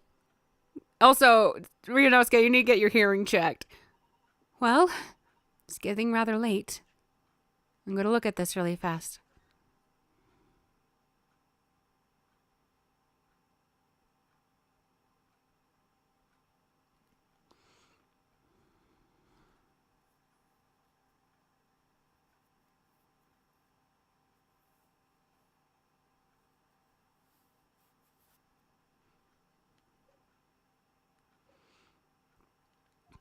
I think you should go to bed now, Naruhodo-san. I must finish packing up my things in my room. Susato-san, I wish you the very best of luck tomorrow. Good night. Oh no, that's... I did so good. Oh, I didn't even read that. I was too busy freaking out about the fluid sprite. It was beautiful. What was that? A secret technique of mine. The Susato shutdown. Shutdown?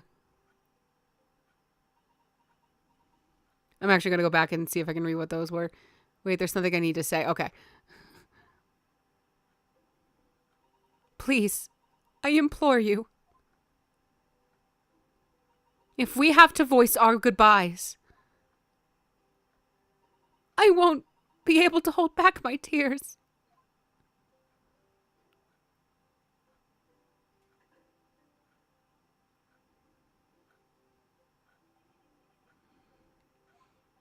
Susato-san.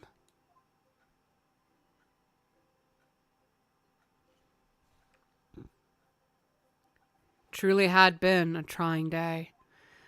On our feet for hours, getting Gina to open up to us, and learning the truth about that nemesis of a case. Physically and mentally, I was exhausted, and yet the idea of sleep seemed impossible.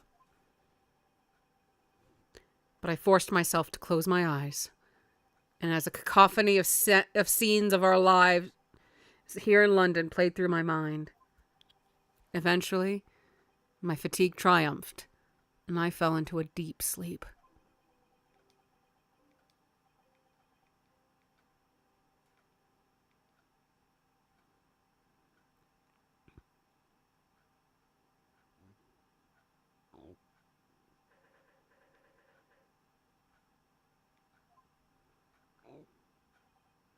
Yes, I quite understand.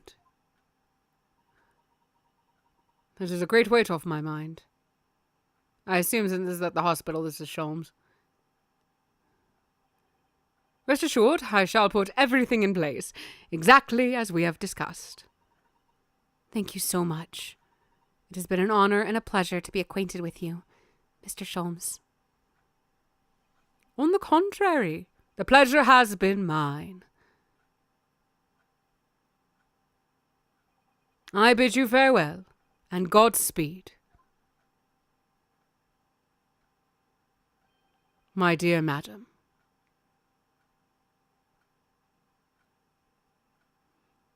God, I love Sherlock in his casual outfit. He's so attractive. I should get Luke to cosplay that. Alrighty. Onward we march.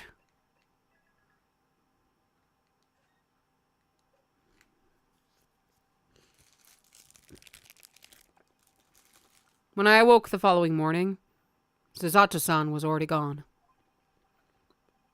Outside the window, the rain came down in sheets. And so began an even longer day than the last, one that I would remember for the rest of my days.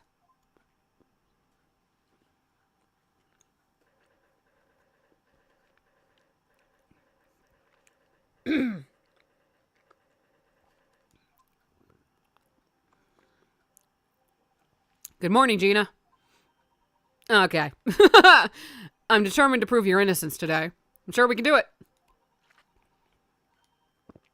So where's your friend then? Sorry? You know, her in the fancy dress. Susato, or however you say it, I don't know. Ah, Miss Susato. Had to leave early this morning. She was already gone by the time I woke up. You all right with that, are ya? Forget about me if you like. Go and say her off. It's fine. It's not as though Mrs. Otto and I won't meet again. One day. Even so. But you, Gina, you only get one chance. This trial today is all we have. Good morning, you two. I think it's me. Hello! I have a cat. How are you feeling, Ginny? Did you manage to sleep? Hi, Wagga, hi. Iris, what are you doing here? What do you mean? When a friend's in need, we show our support. Isn't that right, Woggy? Woggy? Woggy! Great. Way to show your support, kitty. Let him have a nose around. What I'm gonna do? Oh, that reminds me. I bought paper on the way here. Now, would you like the good news or the bad news? What do you say, Runo? Ginny? Oh, well, I think I'd rather get the bad news out of the way first. Nah, always take the good news first. You might not live to hear the bad. Yes, that question always gives away people's personalities. Let's not go there. Alright then, I'll give you the bad news first. A record amount of rain has fallen this morning, and carriages all over the capital are struggling to move. Huh? The bad news was a weather report? So I hope that Susie made a train to Dover and that train isn't delayed on its way to the port. Gosh, yeah. All right then. So what's the good news? Well, the rain is forecast to subside this afternoon. So even if the train is delayed, it should be able to make up the time later. Well, that is good news, isn't it? I couldn't give a monkey's, really. If only all good news cancelled out the bad. And look, this trial has made the headlines too. Pawnbroker perishes in pick-purse plunder. See? How do you like that? Well, let them say what they want. See if I care. I can't because you're covering your face. Don't worry, Runa will soon show everyone that this headline is nonsense. I will? And then in tomorrow's papers, the headlines will be Discharged Diver and is Dauntless Do-Gooder. Isn't that right, Bruno? Yes. Let's hope so. Of course they will. I have absolute faith in you. How was that? I was trying to sound like Susie. Did it work? Did it? It's like she was still here. Are you going to be on the bar with me? Are you my pearl? I forget. Let's look at this.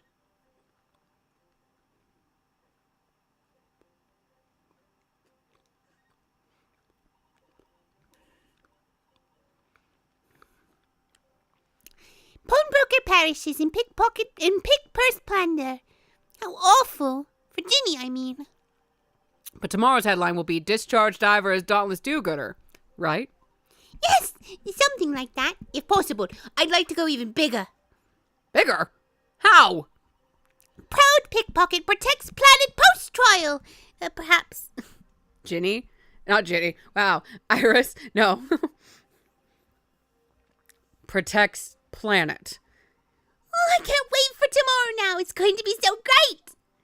If you make up the post lines like that, yeah. There's a sensational story lower down on the front page as well. Look. Ministry Mo? Classified secrets may have been leaked overseas from Ministry of Justice. For a 10-year-old, Iris certainly has her finger on the pulse of world news. It's about secret communications between Great Britain and its allies. Apparently, they're being intercepted by hostile nations. Communications are being intercepted?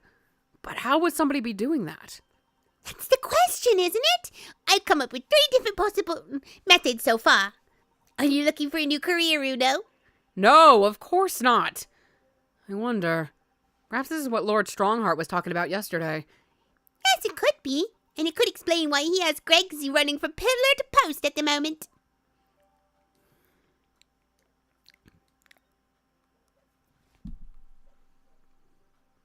Good luck then, Runo. I'll do what I can. Huh? Obviously, I don't know the law like Susie does, but still. Girl, you can't bring that gun in there. I'll be by your side the whole time, giving you moral support and encouragement. I'm gonna fix my mic. It's slipping places. I'm not sure that big thing is as comforting as you think it is, to be honest, but thank you, Iris. That's very kind of you.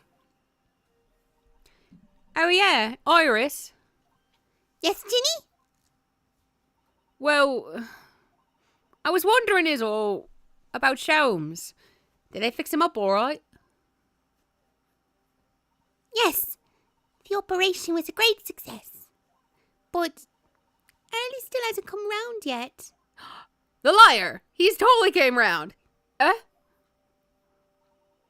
asked a friend of mine in Scotland Yard to send a telegram as soon as he wakes up. I'm sure Gregson will let us know the moment there's news. Oh, right. No Susato-san, and no Mr. Sholmes.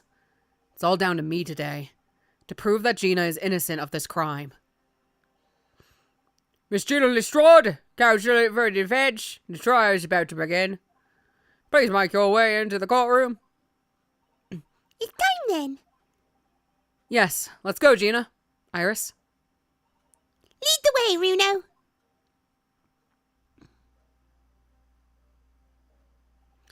Poor Gina. She's trying to put on a brave face, but I can tell she's worried and scared.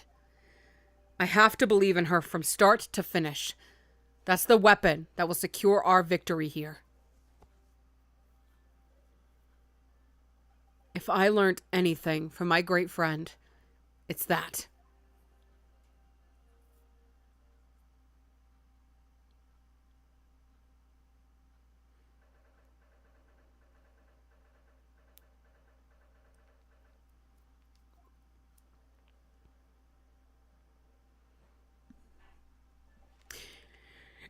In the name of Her Majesty the Queen, I hereby declare this court to be in session.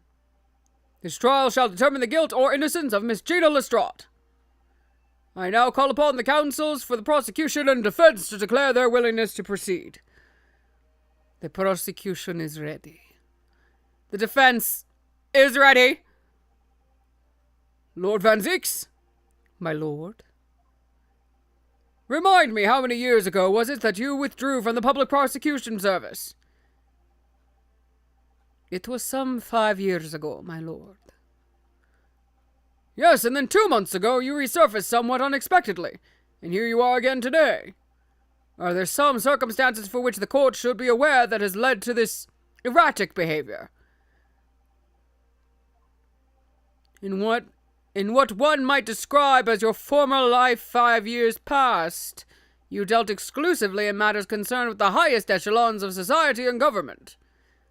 Really? Yet today you choose to try a simple case of burglary and murder.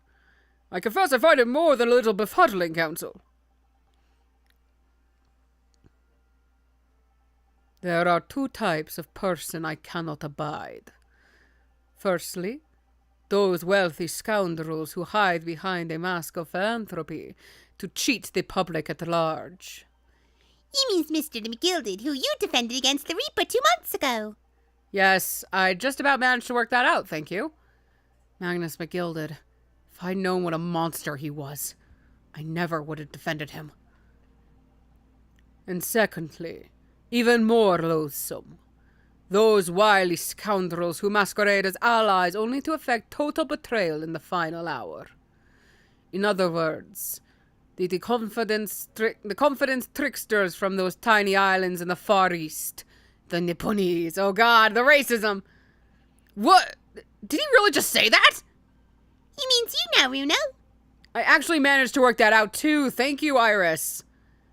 Total betrayal. What are you talking about? A torrid look of hatred in Lord Van Ziek's eyes. Was that directed solely at me? Or was he talking about all Japanese people? An alarming, scathing explanation, Lord Van Zieks. Oh, hello. Oh, God, I hope I didn't miss that message too long ago. Hello. Oh, my God, my phone's, like, on fire. Jesus. Still, the judiciary welcomes the return of the so-called Reaper of the Bailey, feared by all London's malefactors.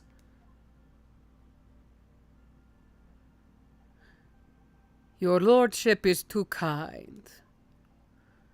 Now, jurors, the 6 of you have been selected at random to represent the will of the people in this trial. Okay, good. Hello. Are you ready to hear the evidence placed before you and determine the guilt or innocence of the defendant? Former lieutenant of the British Army here, don't you know? Chaps like me were born ready.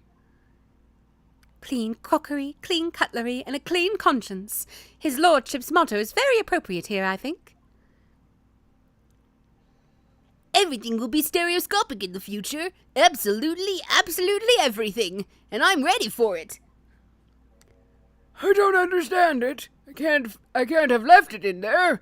It's not possible. But could I have? Woman indispensable in society. Stop. Female-centric future awaits. Stop.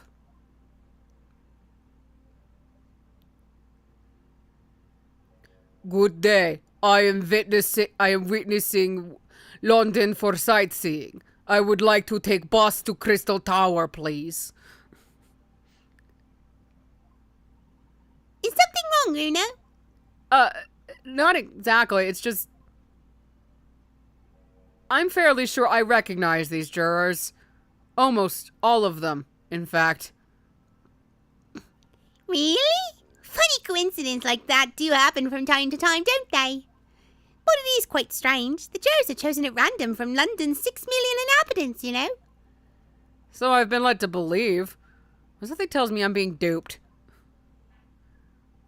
Very well. Now, Lord Van Zieks, the court calls upon the prosecution to introduce the facts of the case. As you wish, my lord. Allow me to begin with a word of warning to the ladies and gentlemen of the jury. In short, there has never been a more self-evident case of cold-blooded murder. The victim, Mr. Pop Windbank, proprietor of a pawn shop on Baker Street, was shot from behind and died instantly. The prosecution presents this photographic print of the crime scene. As the court will observe, there is a single bullet wound just below the gentleman's left shoulder. The evidence suggests that the bullet pierced the man's heart, resulting in near-instant death. Blah, I'm a vampire. Moving on to the findings of Scotland Yard's coroner. His report states that the bullet entered the body on a rising diagonal trajectory. And what's that supposed to tell us? It means the victim was likely shot by someone significantly shorter in height than himself. Someone like the accused, you might say. Oh! The prosecution wishes to present the autopsy report and crime scene photograph as evidence, my lord. Indeed, the court accepts. Hand them to the bailiff, please. Let me look at that. I now ask the court to turn its attention to this plan of the establishment where the incident occurred. I will look at that in a moment. Hello. Hey. Single bullet. Upper half of victim's back. Okay, he was shot in the back.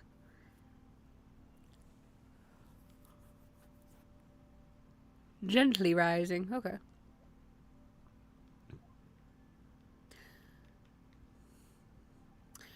The proprietor was found in the storeroom where he kept articles pawned to him. A windowless room with a single point of entry. A door to the main shop that was found locked. It's this sealed chamber where were only two persons present. The victim, Mr. Windebank, and the accused. It may further interest the court to know that when the accused was discovered at the scene, she had in her hand the gun used to fire the fatal bullet. Well, that's that then, isn't it? Nothing more to say. Isn't that grubby little girl? Oh, she's one of those filthy drabs that live in the slums in the East End. Oh, well, it was only a matter of time before she got blood on her hands then. What are the jurors waiting for? The girl's guilty as hell. We can't jump to conclusions here. We mustn't assume her guilt because of what she has to do to survive.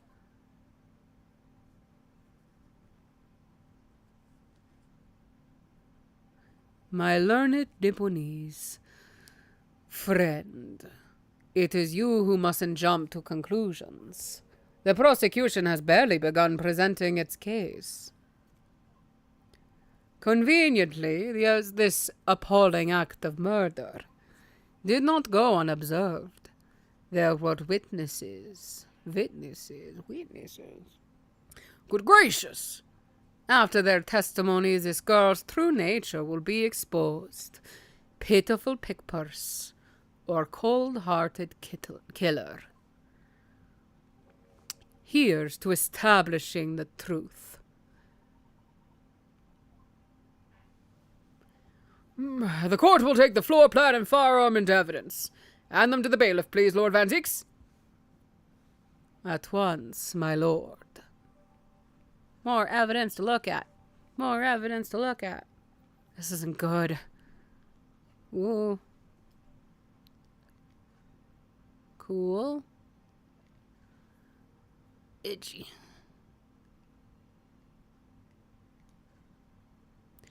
This is Mr. Windibank's gun. The cylinder is completely empty.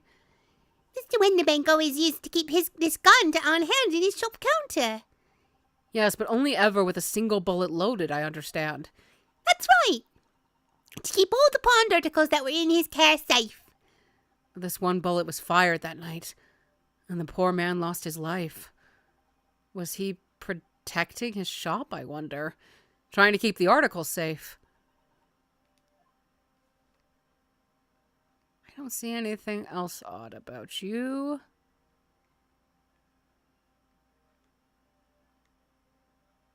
It's probably the barrel.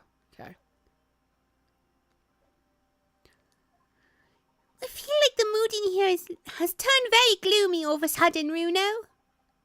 I think that's because it has. I am now very serious, and I will kill you. Let us begin. Bring forth the witness of the foul murder of Mr. Pop Windibank on 16th April of this year. He's less vampire without the... What the fuck? I forgot about these weirdos. Witness, state your names and occupations for the court. Name's Nash Skulkin. Occupation is a baddie. Professional baddie. Name's Ringo Skulkin. Occupation's same as him. Tobias Gregson, Scotland Yard Inspector. That's right. We're what they call the Three Skulkin Brothers.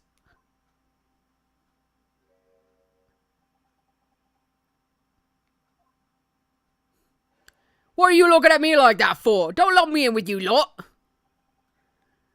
Oh, blimey, that's cold. Don't you know what we're going for? It's our older bruv. Lost contact with him and we have. So we're scouring every shady corner of the capital. And then last night, we come across you. The very spit of the bloke. Ain't that right, Ringo? He is, Nash, he is. The very spit of him. So we decided there and then what we was going to do. We was going to call you Big Bruv Skulky. Come on, leave it out, you two. Skulky skulkin'? And that's before he's run out of chips. Well then, Inspector Sulky Gregson, begging your pardon, my lord, but the name's Tobias. What I would like to know, Inspector, is what you are doing in the witness stand. The Skulkin brothers are currently under arrest, my lord, on suspicion of theft. Thieves, are they, these three? No, my lord, begging your pardon. I am lost my voice. Hold on, there we go. There, my lord, begging your pardon, but please don't lump me in with this lot. 2 nights ago, these two brothers illegally entered an establishment with intent to burgle. And in the course of their nefarious activities, they became embroiled in a far more sinister crime. By Jove, you mean to say, what an extraordinary coincidence. Indeed, my lord. While attempting to burglarize the pawnbrokery, they witnessed its proprietor's murder.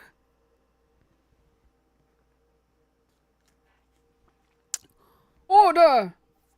The various trespasses of these brothers is not the subject of today's proceedings, though they will naturally face trial in the very near future. With your lordship's permission, I'd like to remain in the stand to keep these gents on the straight and narrow. Of course, Inspector.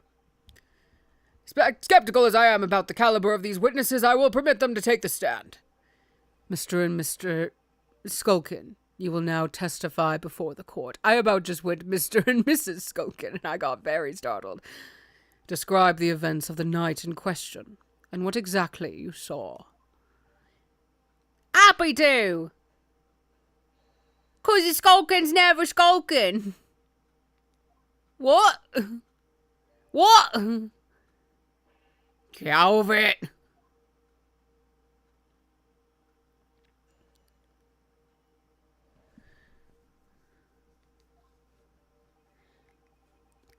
We was walking down Baker Street in the small hours, and the guy's door was ajar, eh?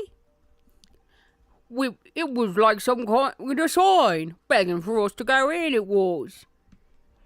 But once we got inside, call blimey, lummy, we heard a gunshot from the back room.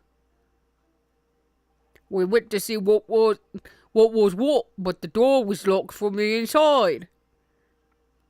We never done nothing, governor. We never took nothing. We just left after that, nice and quiet. Terrible coincidence, it would seem. At the precise moment these miscreants entered the property, an even more sinister crime was afoot. The witness's testimony is consistent with the crime scene in every detail. What about the second bullet, though? The door providing access to the storeroom from the main shop was indeed locked from the inside, and within only the victim and the accused were found. I must say, it does appear to be an overwhelmingly simple case. Still, the defense may cross-examine the witnesses now. Of course, counsel, if you please. Counsel? Yes. What's the matter, Una? Sorry, I was just stunned into silence for a minute by the blatant lies being told by that pair in the stand. I know that it's all nonsense because I saw it with my own eyes.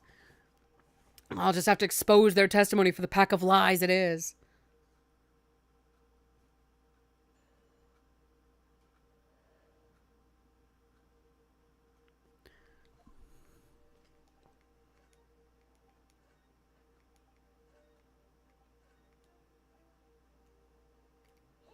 Never done nothing. Lies and you didn't do or take anything.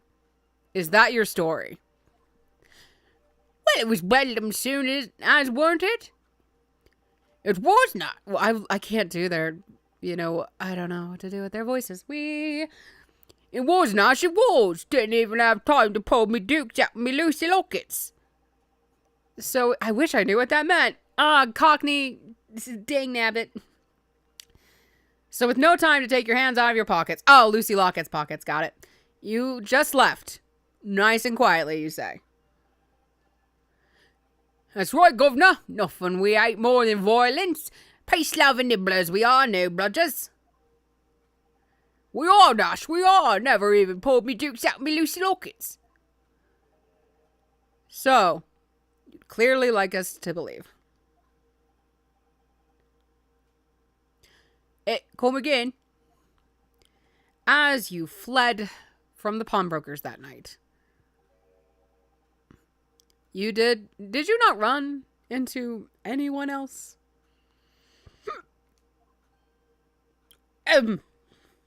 And did you not fire a gun at that person? Saints alive, they fired a gun, you say? Ah! Blimey, governor. You ain't telling us it was you in the doorway? Hi, it was. Sup, bitch? Fucking assholes. Sorry, just a second. My phone is overheating, I realize. It might be because I have like a gazillion apps open on my phone. So I better fix that so I can stay in contact with chat. Oh, immediately cooling down. Immediately cooling down. Poor phone.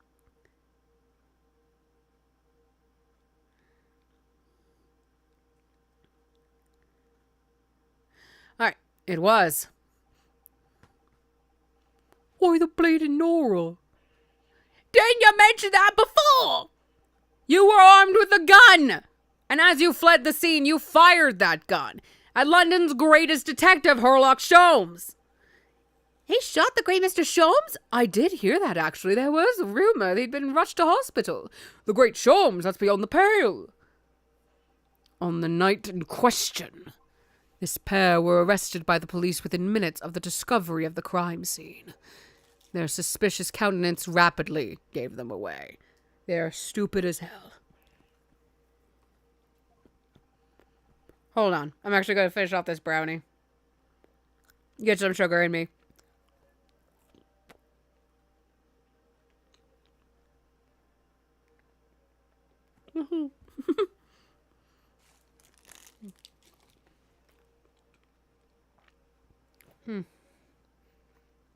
Almost there. Sorry.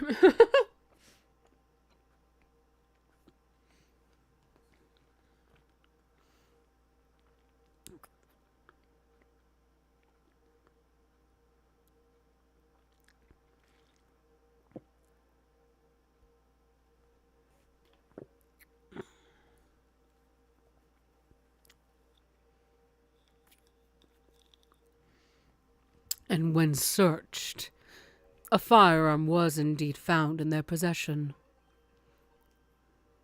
Furthermore, the barrel shows signs of a shot having been fired from it.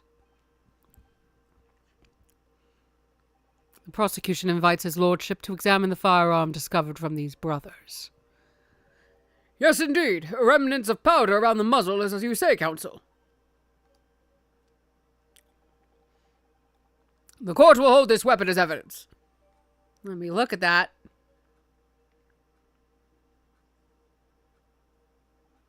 Now, my learned Nipponese friend. Yes? Here's to you successfully presenting the evidence. I should let you look at the thing. Hello. So, there's ammunition still loaded in 5 of this revolver's 6 cylinders. Yes, which tells us that only a single shot has been fired from it. Exactly. The bullet that hit early, in fact, isn't it? Yes. It happened almost as soon as we walked in through Windibank's door. I'll make those brothers pay. Jesus. Those guys are dead. For yes, there are the telltale signs of spent powder on this gun, and a single bullet missing from the cylinder. But the prosecution demands evidence that it was fired at the scene of the crime under scrutiny in this trial. Well, I don't need evidence, because I was there! However, the rest of us in this courtroom were not. If the defense fails to provide evidence in support of its rash claim, we shall have no choice but to toast your incompetence and move on. Evidence that these two fired that gun before they left Windibanks that night. The court demands that all claims are affirmed with clear proof. What evidence shows that these witnesses unloaded a firearm in the pawnbroker's shop that night? The evidence is in this portfolio. What on earth have you there, counsel? During the course of our investigations, we discovered a number of bloodstains. Not trusting the police to do the job they're trained to do. How arrogantly Nipponese of you. Oh my god, I feel so dirty reading those lines. Well, anyway, we analyzed all the blood samples we found and recorded the results in this portfolio. And you claim to have the evidence the court is demanding therein? Yes, my lord. No more dallying then, counsel. Present the pertinent evidence at once. What do you have in your portfolio that proves these witnesses unloaded a firearm at the scene? Here you go. What is that? Explain. It's a photographic print taken at Windibank's pawnbrokery on the day of the incident. From the scene of the crime, is it? Is that a bullet hole? And if my eyes do not deceive me, it appears the bullet is still lodged there.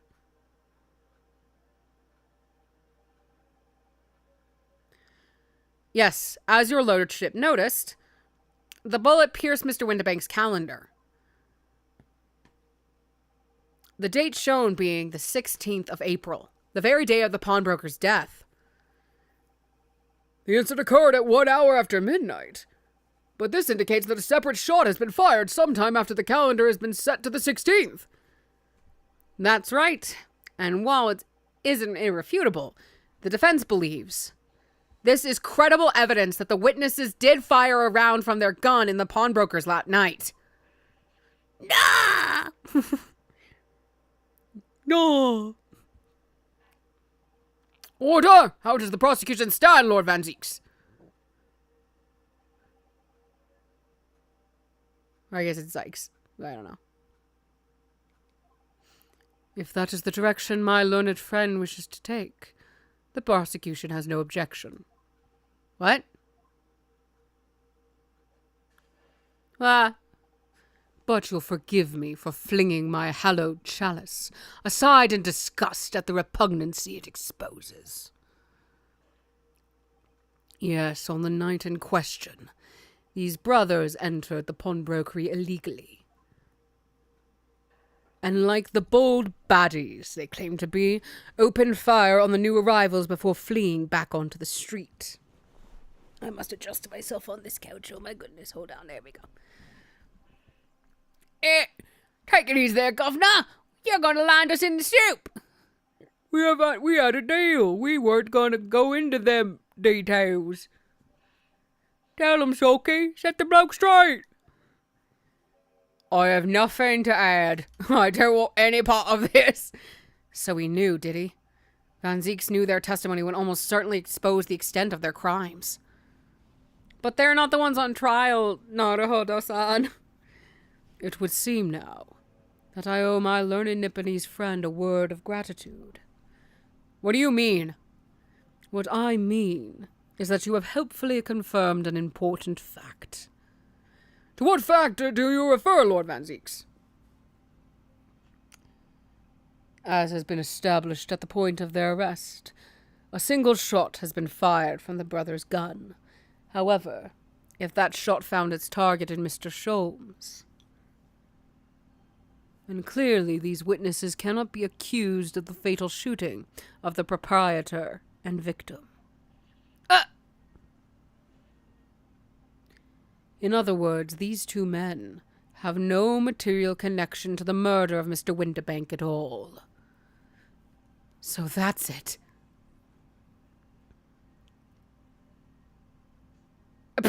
I love these two!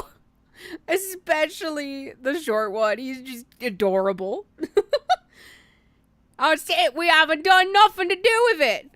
We didn't, Nash. We didn't. That's what I reckon. Your crimes include unlawful entry, intent to steal, perjury, and, let us not forget, attempted murder. Quite a catalogue, eh, fellas? But we're in for it now, bruv. Now then, let us take a moment to consider the aforementioned great detective, Mr. Herlock Sholmes. It would seem the man patronized the pawnbrokers in question somewhat regularly. Where is he going with this? Mr. Sholmes appears to take pleasure in tinkering with eccentric machinery. Eccentric? Says you. Not me. Don't give me that look. He installed a pair of machines like this one in the victim's shop. Oh, that's one of Early's red-handed recorders. What is that, counsel? Has the appearance of a photographic contraption. As your lordship has surmised, it is indeed a camera attached to a small timing device. Every half an hour, it automatically photographs the interior of the establishment. The idea being that if a thief were to break into the shop, he would be caught red-handed. The prosecution has obtained the photographs taken by the device on the night in question.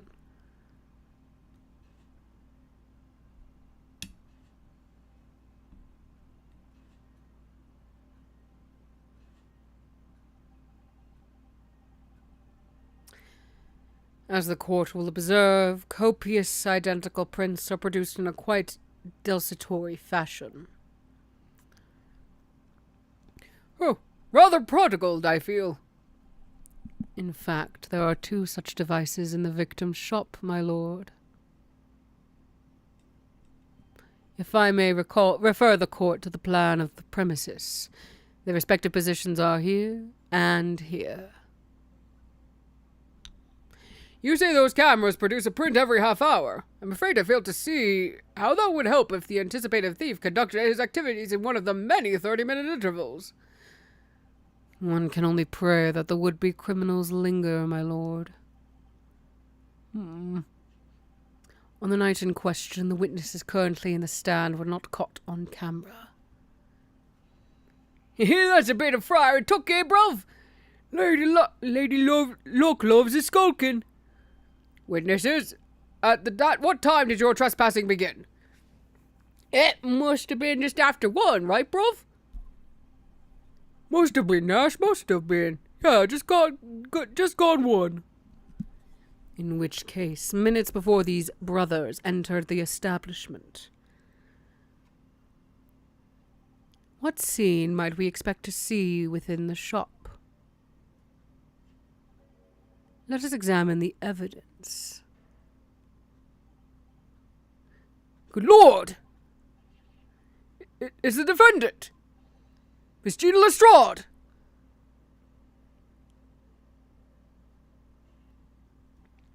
As the court can clearly see,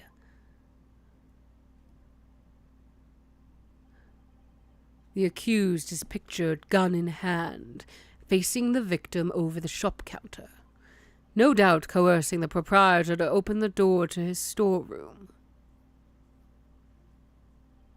Quite! One can only too easily imagine the events that unfold. The court will take this photographic print as evidence, if you please, counsel. I don't believe it! Ginny!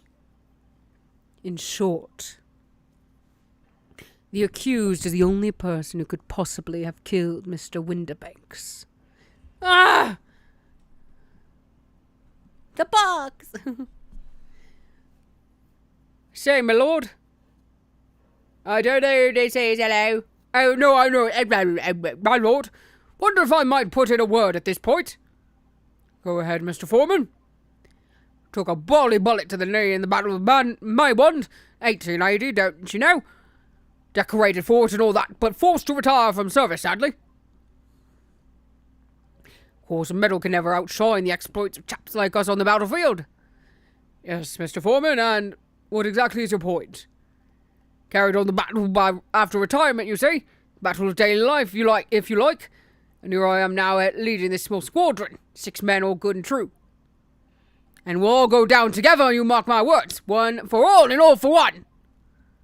What is happening up there? I don't care. The ladies and gentlemen of the jury have reached agreement, have they? Is that what we are to understand? Well, Mr. Foreman, is that correct? In a manner of speaking, yes.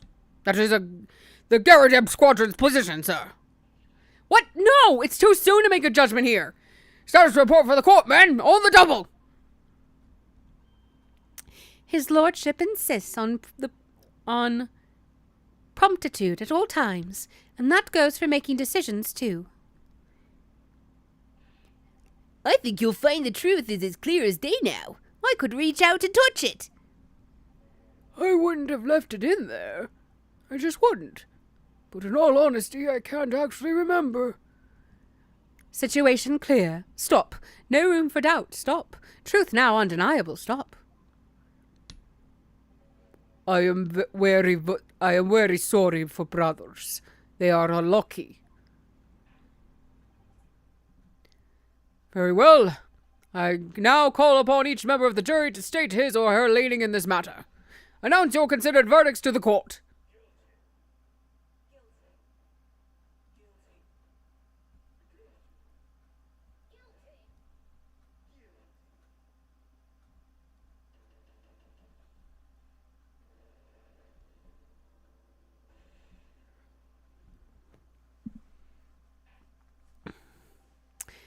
It does indeed appear that the jury is unanimous in its leaning already. That photograph. It must be the definitive evidence that Gregson mentioned. But Diddy didn't shoot him! No, of course not. My lord, the defense wishes to assert its right to a summation examination. Very well, the court grants permission. I will throw this fine. So you refuse to admit defeat again. How unsurprising. We shall proceed immediately with the summation examination. Mr. Foreman, are all members of the jury ready? Absolutely. What? Always ready for action, my chaps. Very good. Ladies and gentlemen of the jury, you will each explain on what grounds you have determined the defendant to be guilty.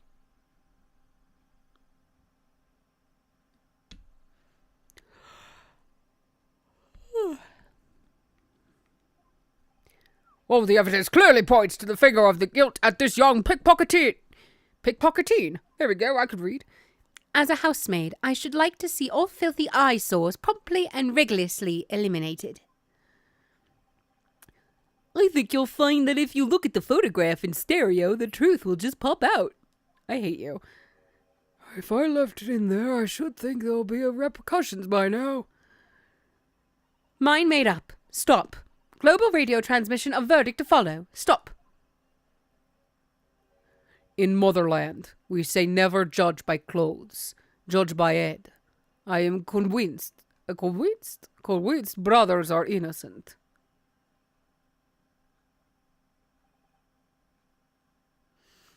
The circumstances of the crime and the evidence do indeed implicate the defendant rather comprehensively.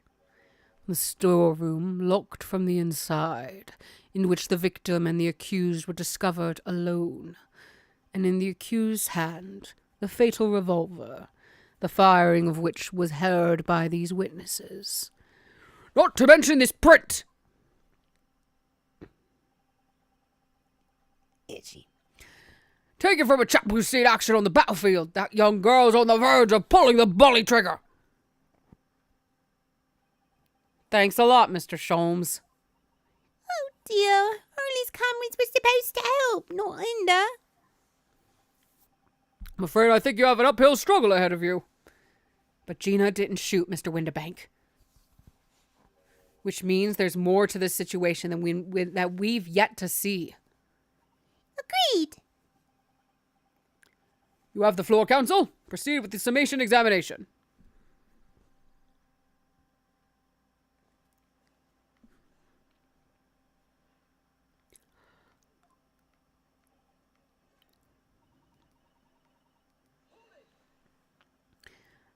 Polishing the bench, I see. Again. A maid's work is never done. Not a blemish must remain. What exactly do you mean by filthy eyesores? On my way to market for his lordship, I have to pass through the East End. The place is full of beggars, pickpursers and crossmen, the scum of the earth. A little harsh, perhaps? Let me be plain. If it were up to me, all those back slums would be made spick and span or eradicated. At least we have people like the great detective working to achieve these important goals. You're referring to Mr. Herlock Sholmes. That's right. I like to keep abreast of his exploits by reading Ranced magazine in between my duties. He does wonders cleaning up London streets. In my opinion, he should be declared an honorary maid of the capital. Mr. Sholmes. A maid. It's really quite unforgivable. Gutter scum always have the audacity to shoot our very greatest detective. Minor detail. It was the two brothers in the stand who shot Mr. Sholmes, not the defendant. A minor detail indeed. They're all gutter scum as far as I'm concerned. Well, it just might be an idea to get our facts straight anyway. Yes, all right. I shall amend my statement. Those brothers are the scum of the earth. They should swing from shooting the great detective. Jesus, lady.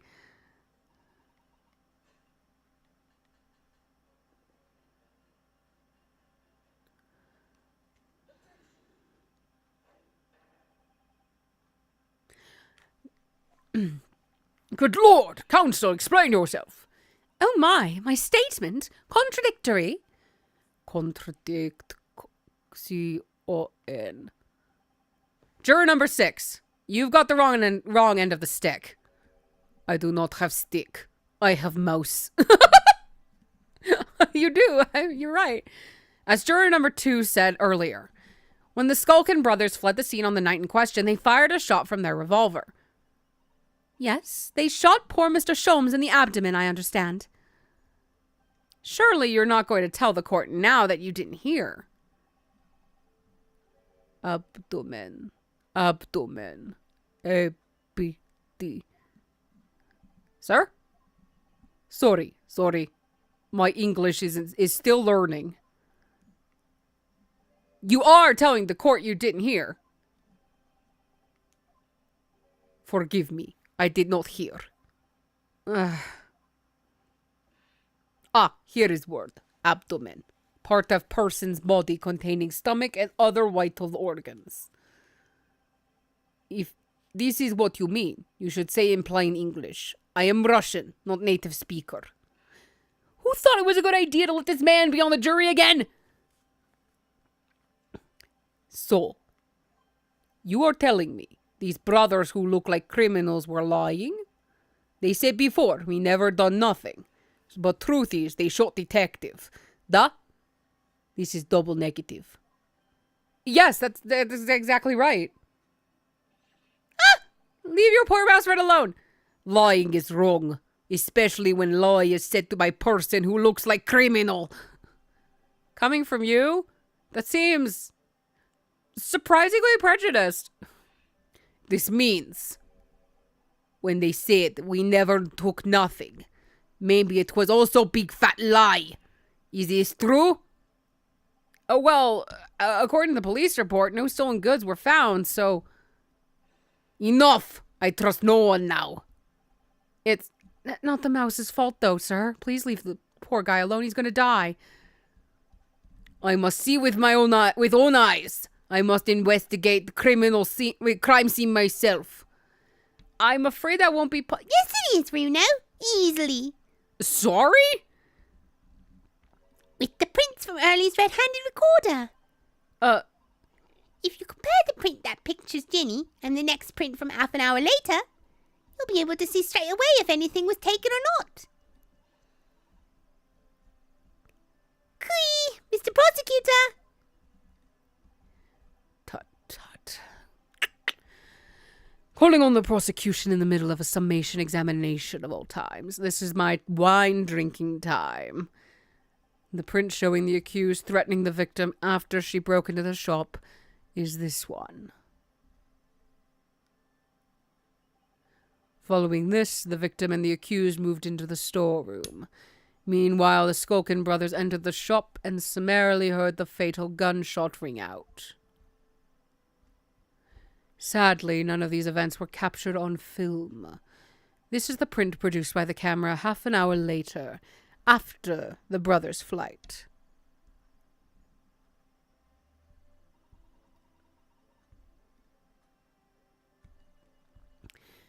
So this is what's taken after Hurley was shot then? As far as I can tell. Nothing has been taken. Oh! Did you see the movement? Ah! That does seem to be the case. I can't notice anything that obviously missing in the second print. So the brothers who look like criminals only told one lie. They shot man, but they stole nothing. It would seem so, yes. Good. No, not good. You were right. I did not understood situation. Now I know brothers have lied. I think it is very important to continue with trial. Thank you, sir. Yay! Well done, Bruno. The balance is shifting. Well, it's a start, I suppose. But there must be more in what these jurors are saying that I can use to expose the truth. And if I can do that, we might just turn the situation to our favor still. Thank you, counsel. Continue with the summation examination. And kindly hand that new photographic print to the bailiff to be filed as evidence. Another print in the court record. Wonder if I can make use of that.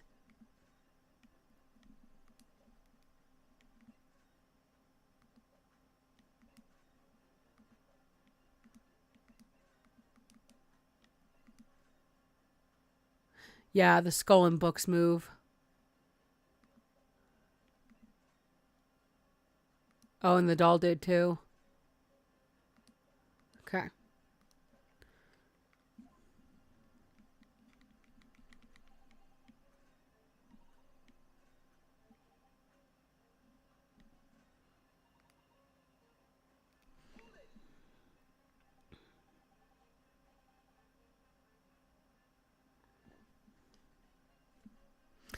Sorry, radio transmission? What do you mean?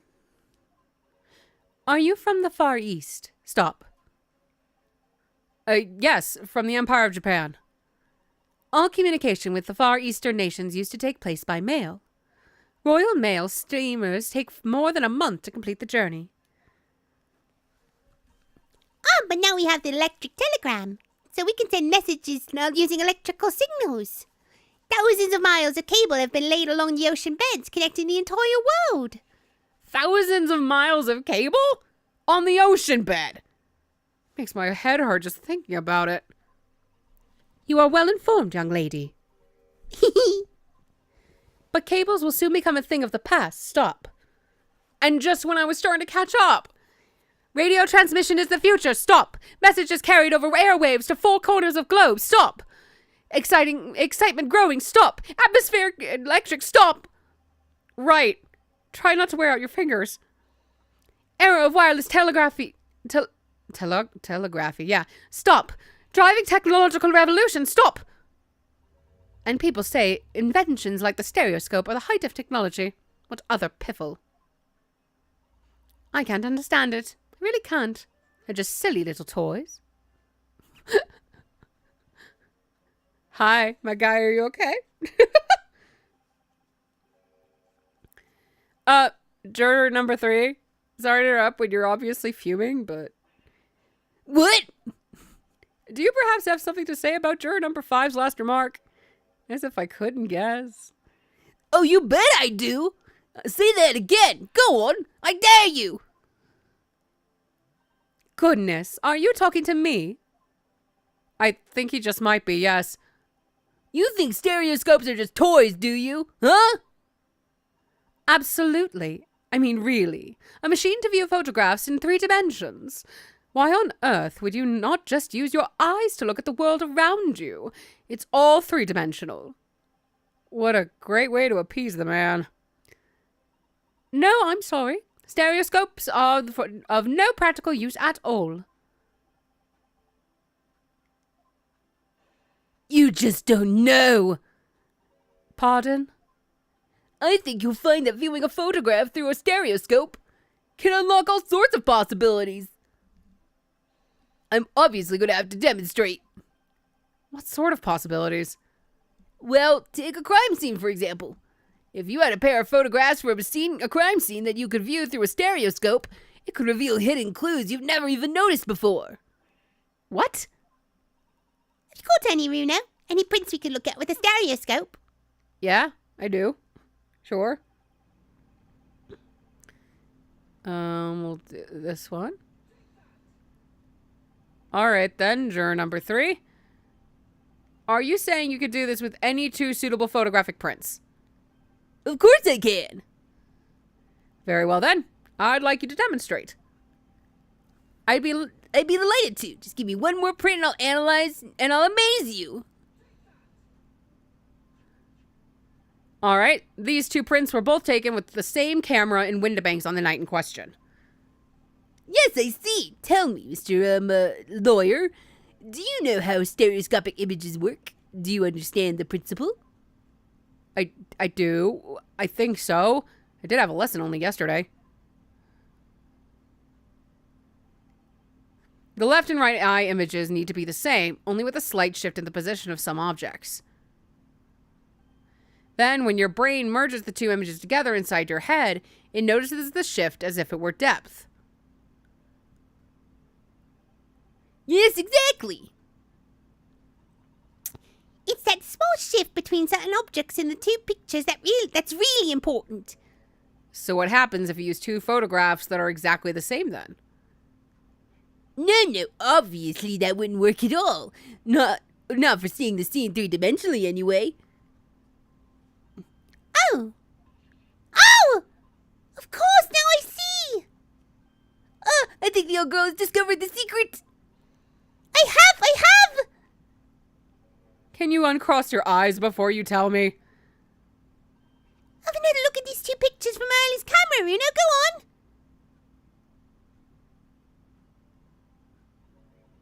Can you see that there's a really obvious difference between them? Of course there is. There are two people in the first and no people in the second.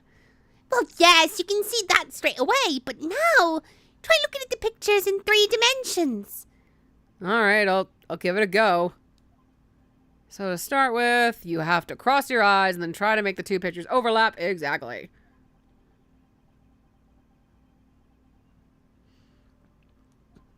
Let's see if by crossing my eyes I can make the quill pens from each picture overlap in the middle. Wait. Well, did you manage to see it properly, Lunu? Yeah, sure. I saw it. What's going on with these two pictures? Some of the things on the counter sort of jump out at you. I love that Zeke has the machine so he doesn't go cross-eyed. Yes, that's it, you see. That's the other amazing power of stereoscopes. Other amazing power? Is someone going to explain this black magic?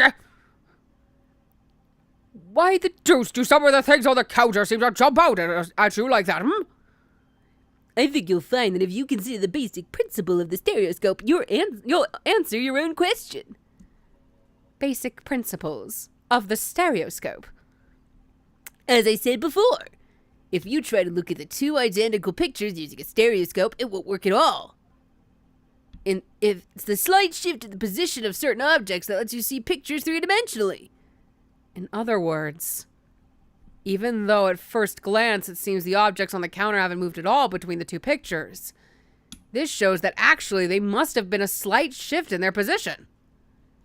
Yes, there must have been. Now hold that fire there, sir. Got a reasonable grasp of this whole cross-eye business now, I'd say. But why the devil does this shift between the two prints exist in the first place? Well, what's the answer, fellow? Come on, you're the cross-eyed master. What? Don't call me that. I have the first idea. You know, Runo, it's quite simple. It is? Just think it through step by step. The first photograph was taken at 1 a.m. Then, 30 minutes later, but the position of some items on the counter appear to have shifted slightly in the interim. So that means... That means at some time in the half-hour interval, someone must have tampered with things on the counter. Zookers! Someone tampered? New information. Stop. Not mentioned in testimony so far. Stop. Yes. We've had to go around in circles a little here, it seems. But I'm starting to see what I should be aiming at in this summation examination now. Ladies and gentlemen, the question now is clear. We know the items on the countertop were moved, but by whom? Are you suggesting you might know? Of course. I can tell you right now who is responsible for the almost imperceptible shift in the items on the counter. We're gonna go Ringo because I love his tubby face. It was the witnesses currently in the stand, the Skulkin brothers. Wait. This does not agree with what brothers said in testimony before. They said they did not even have time to pull dukes from Lucy Lockets. My phrase book says dukes means hands and Lucy Lockets means meaning pockets. But this is another lie? This is what you're saying? Yes, I'm afraid so. Now hold on there a minute. You can't be sure of that. I quite agree. The accused is a common pick purse after all. It's perfectly possible that she went through the things on the desk to see what she might steal.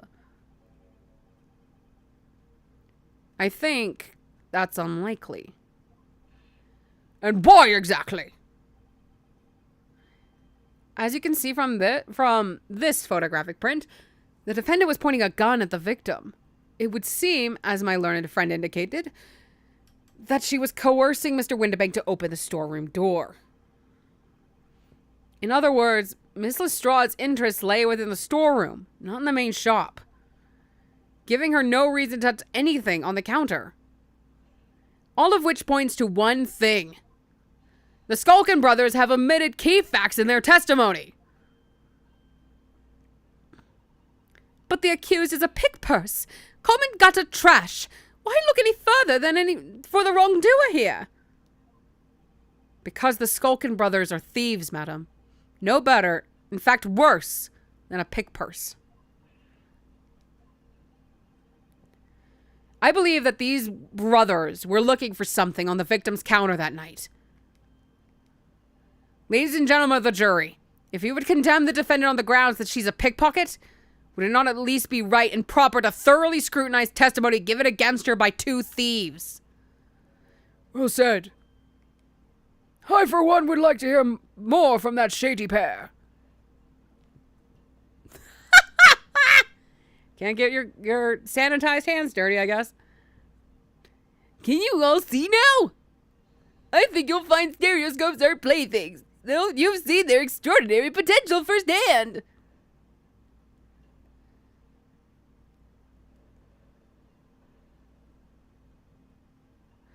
Wholeheartedly agree. Stop.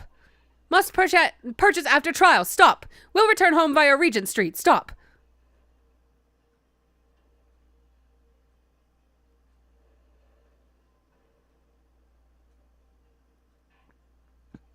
Well, it would seem this trial is yet to run its course.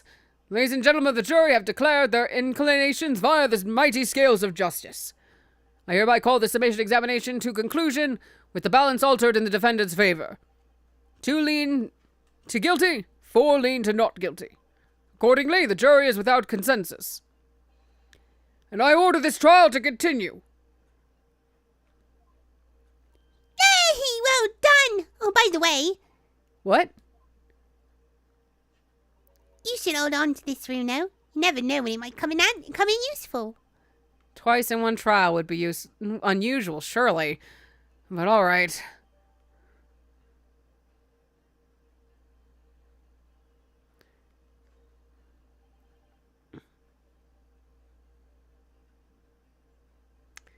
Excuse me. Lord Van Zieks, you will instruct the witnesses that the court demands additional testimony from them. I don't want to. I'm sure it won't spoil the bouquet to do so, my lord.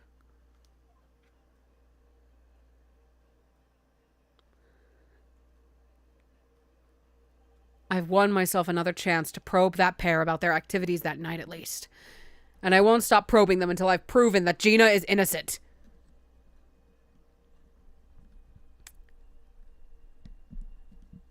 Okay, I'm not going to stop the stream, but I am going to take a small break. Go get me some more water. Just stretch my legs. I've been sitting on my couch for far too long. So, I will return in like 5 to 10 minutes. Be right back.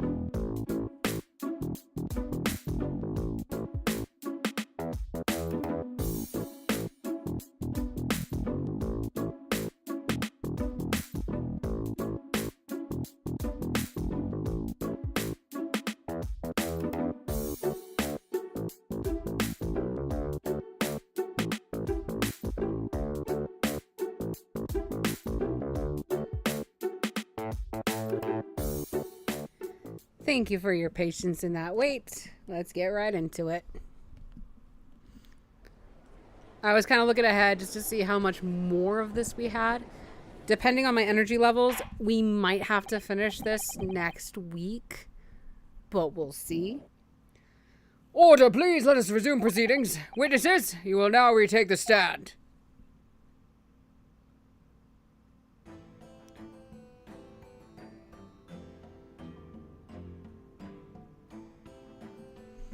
I presume you heard the defense counsel's summation examination. Oh, yeah, Governor. I did, Gov. I did. Mr. and Mr. Skulkin. Cool, blimey! Is this gonna be hard? This is gonna be hard work. Earlier in this trial, you gave the following testimony about your actions after you entered Windibanks.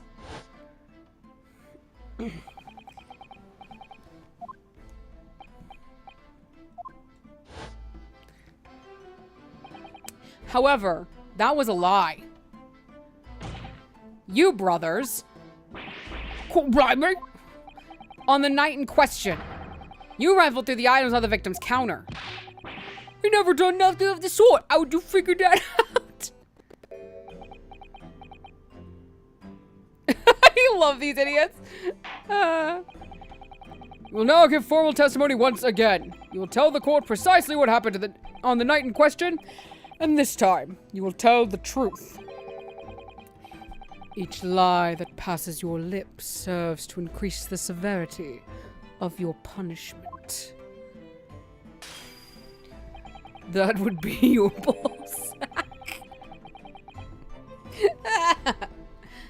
And that, gentlemen, may deal a crushing blow on your chances of ever seeing the light of day again. A thought worth pondering, perhaps. Say no more, Gov. We hear ya. We'll blab, we'll squeak, we'll peach.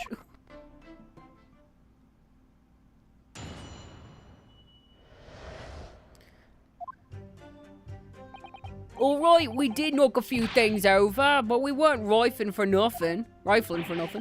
It was when we heard the gunshots, eh? Made us both jump and all that stuff went flying. Lummy, it didn't half give me a fright. We was thinking the shooter come out the door and get us next. We stuck everything back where we found it and scampered straight into him in the black. We couldn't have shot the pawnbroker, say? We never even had a chance, did we?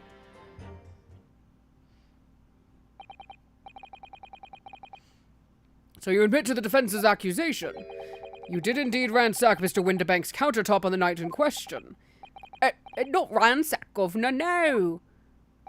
That's right, Nash, that's right. It's more like we tied it up, yeah. Fancy's is about to kill a bitch. But sorry. By their own admission, these brothers entered the pawnbrokery under dubious circumstances. However, they panicked and fled on hearing the gunshot, having first made good their mess. The way you say it, we hardly sound like roughs at all. We don't, Nash, we don't. Can't he make us sound a bit more cutthroat? It can't just be a coincidence that these men show up at Windibanks that night. There's more to their testimony than meets the eye. I'm sure of it.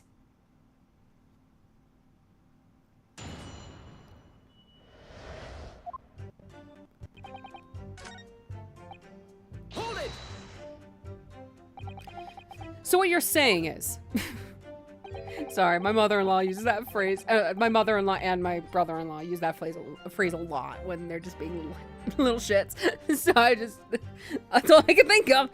The sound of the gunshot shocked you so much, you knocked all those things off the counter. Well, it shocked one of us that much, yeah. This bag of nerves needs to learn to keep his shirt on. I can't remember my voice, help! I remember mine, though. Look, it was loud, alright. Blimey, me dead granny would have woken up at that bang.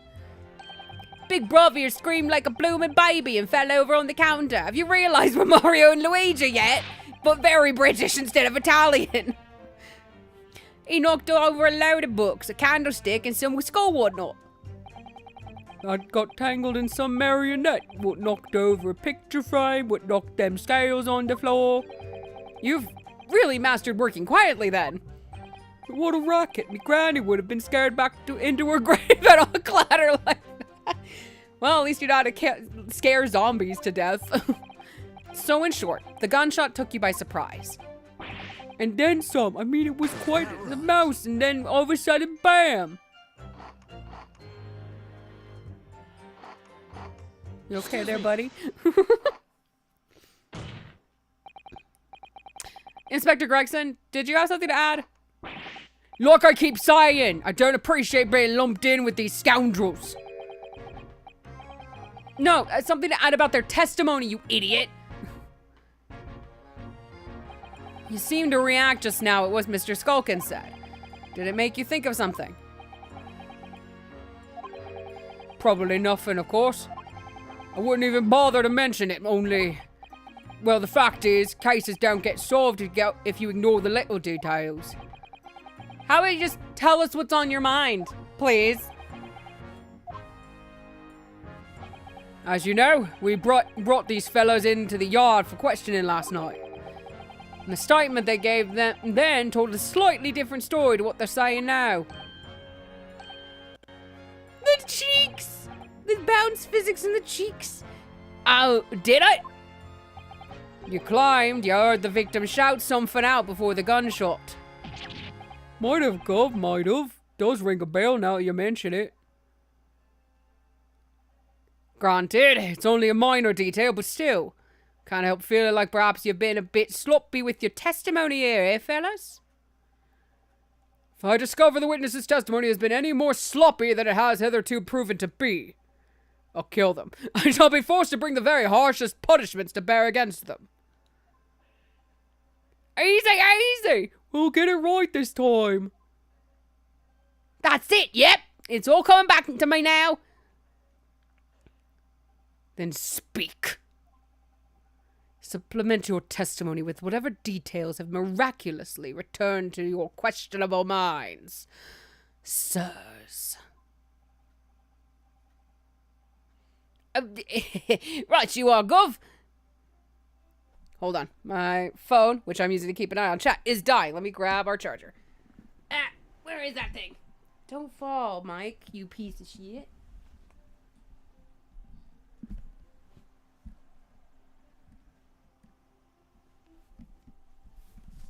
Please fall onto the couch. Thank you.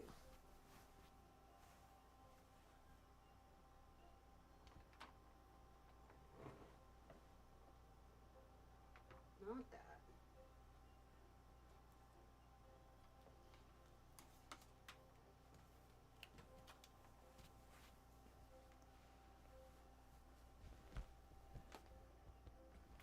Alright, come here, Mike. Stop being crap.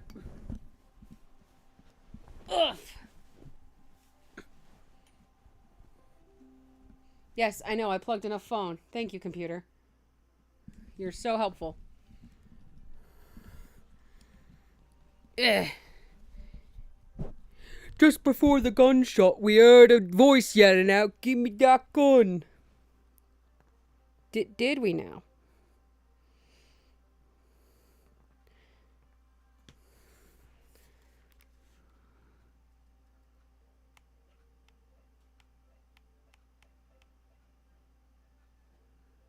Yeah, you shot in the back, so why would there be yelling like that? Oops, I fucked up.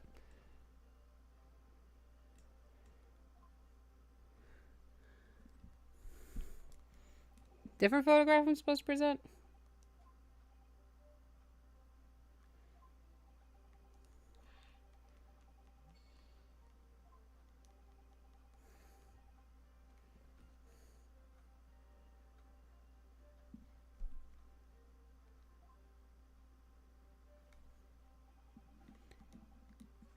Oh, there was a bit more. That's what I fucked up. The bloke who owned the place was owning a gun, so he could have just fired instead of yelling at the girl.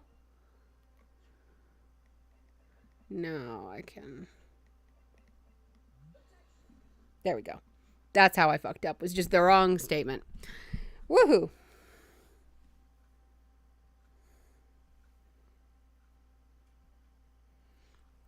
So, you're saying that on the night in question, the victim, Mr. Windibank, was wielding a gun. Is that correct? That's it, Gov. You got the picture. I've changed my voice again, help. Yes, Nash, yes, no question. And yet, photographic evidence obtained immediately after the incident clearly shows that Mr. Windibank was not holding a firearm of any description. You what? Gordon Bennett, that ain't right. There can be no question that the victim's revolver was used in the incident. Excuse me. I would remind the court that Mr. Windibank's gun was found at the... Oh my god. Hold on.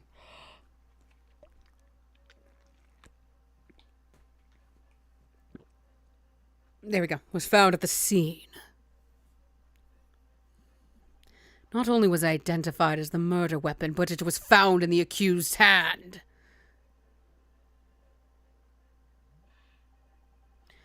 Yeah, that Tooler used the victim's own... What the fuck? Used the victim's own... I'm going Brooklyn, help. That Tooler used the victim's own gun to finish him off. There we go. There we go. Oh, give me that gun. Ah! Kind of thing. Stay exactly where you are, right there.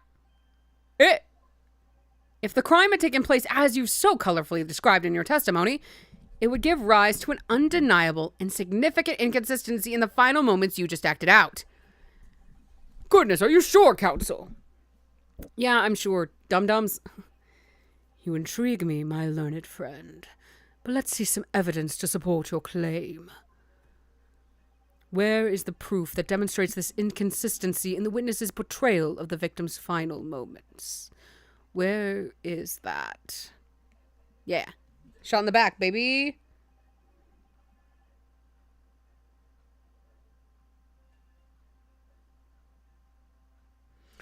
According to their testimony, the witnesses claim to have heard a shout of "Gimme that gun," followed by the gunshot.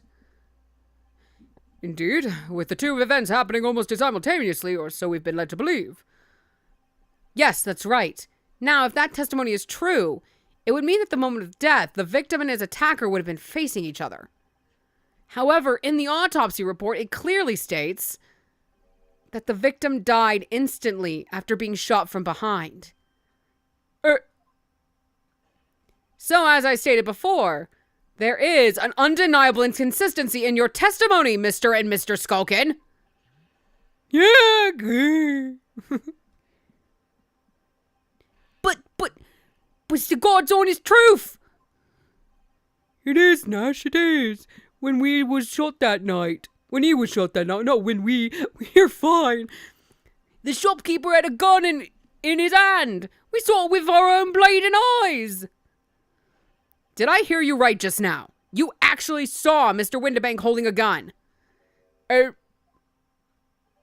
Something like that might have slipped out. Ladies and gentlemen, you have all just heard the admission by these two witnesses that on the night in question, they actually saw with their own eyes the victim wielding a gun, which can only mean that despite their testimony to the contrary, the Skulkin brothers must have encountered the victim in person. Nash, we fucked up. Damn it. Order! Witness, explain yourselves at once. Well, the thing is, we weren't supposed to, It would seem that my previous warning fell on deaf ears. I made it quite clear that false witness would be the death of you. Am I to understand that you replaced the untruths of your original testimony with renewed lies? Ever so sorry, Governor. I don't know what my voice is anymore. I'm going to be the brother that changes all the time, and my brother's consistent. That's the gag. Truth is, see, we... Cut it out, Nash. Cut it out. If we blab now, you know what it'll do to us? He? Who are they talking about? Let me make your position here perfectly clear. You will talk. There is no other option available to you. Bruv, come on. The game's up. But you'll have our guts for garters. In case it hasn't quite sunk in yet, no matter how hard you try to hide it, the truth will come out. That was nice. On the night in question, it is now apparent that you brothers met face to face with the victim. I demand that you testify again to explain the precise circumstances under which this meeting took place. Well... Do we have to? On pain of death. I suggest you make yourselves fully aware that this is your very last chance to tell the truth.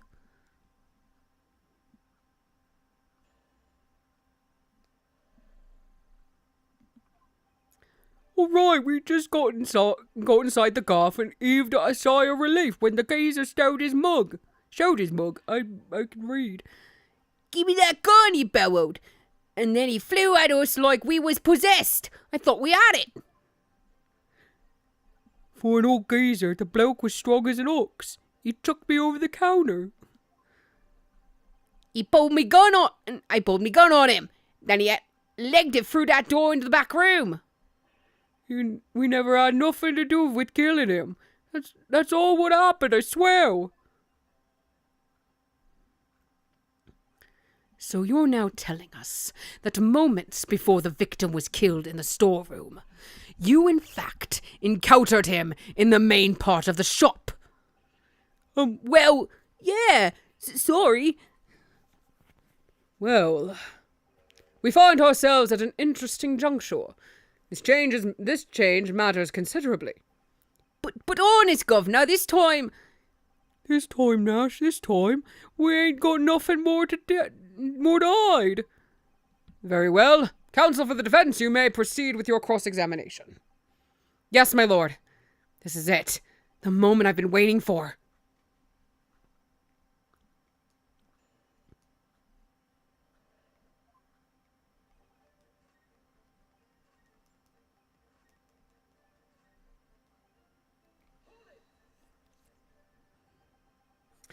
You say you had nothing to do with it. nothing at all. Nothing, Gov, nothing. The old geezer went and shot himself in the back room, didn't he? Locked it was, from the inside. We know it was, because we tried to open it. But it's a decent door, that one. Good and strong, wouldn't budge an inch. So in the end, the situation remains unchanged.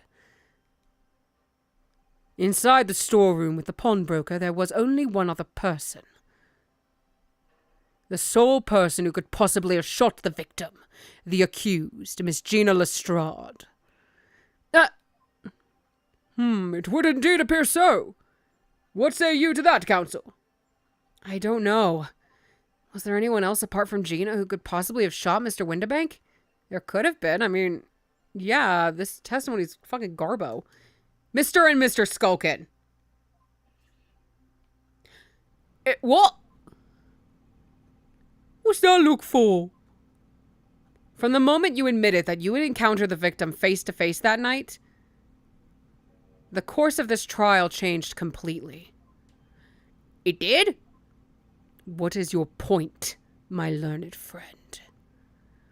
The question we must answer is who could have shot Mr. Windibank? And it is the belief of the defense that the defendant is not the only possible answer at all.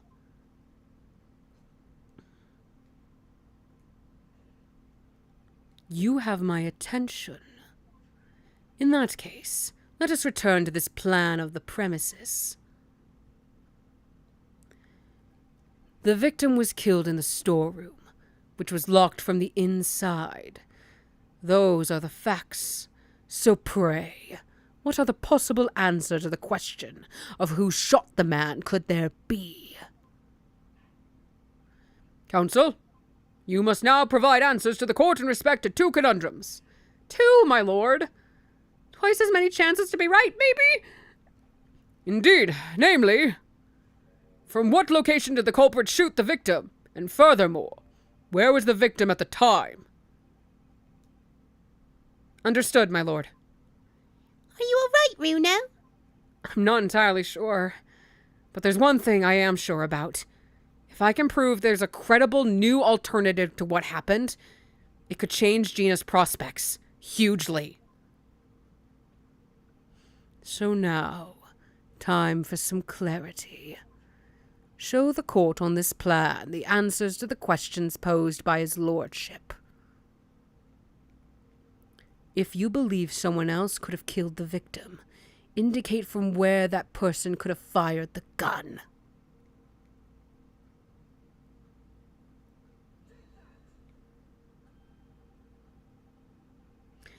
The defense believes that the culprit could have shot the victim from this location here. And in answer to the second question, assuming the culprit fired from the location indicated, where was the victim at the time?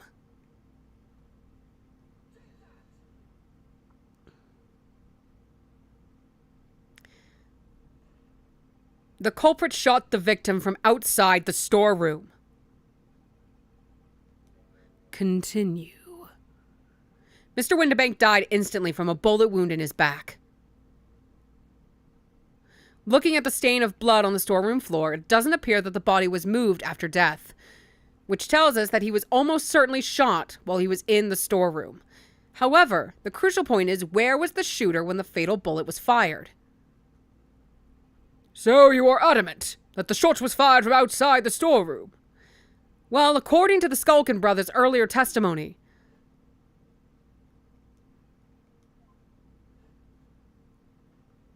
if Mr. Windibank ran away through the door, we have to assume that the door was open at the time.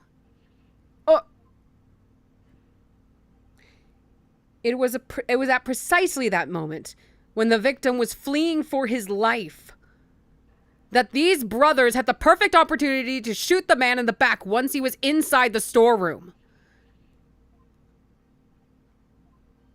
Come to think of it, do you remember what the prosecutor said at the start of the trial?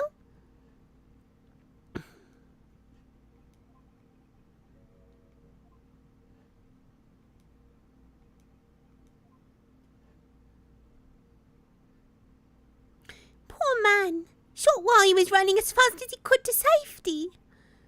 Of course. He would have been leaning forward as he was running away. So even if the bullet was fired horizontally, it could still have entered his body at an upward trajectory. So the culprit wasn't necessarily someone shorter than Mr. Windibank. I'm sure my learned friend can't have forgotten that the storeroom door was found closed and locked from the inside. You claim the victim was shot as he fled into the room. Do you also claim his corpse was dexterous enough to turn the key in the lock? But... What if someone else locked the door? Yes! There is someone else who could have locked the storeroom door! Is that so? Very well then, counsel. Present your hypothesis to the court. In the scenario just described, the defense assertion is that the victim was shot from outside the storeroom. In which case, who shot and locked the storeroom door from the inside?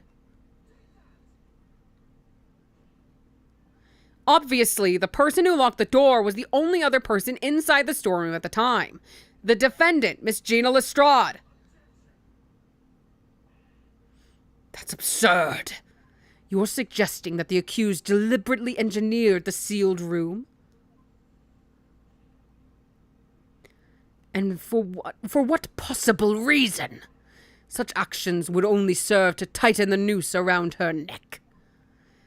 I'm inclined to agree, I must say. Well, counsel? Yes, that's a tricky one, that, isn't it? Half-baked notions have no place in my courtroom, counsel. Remember that, please. But of course Ginny would have locked the door. It almost goes without saying, doesn't it? It does?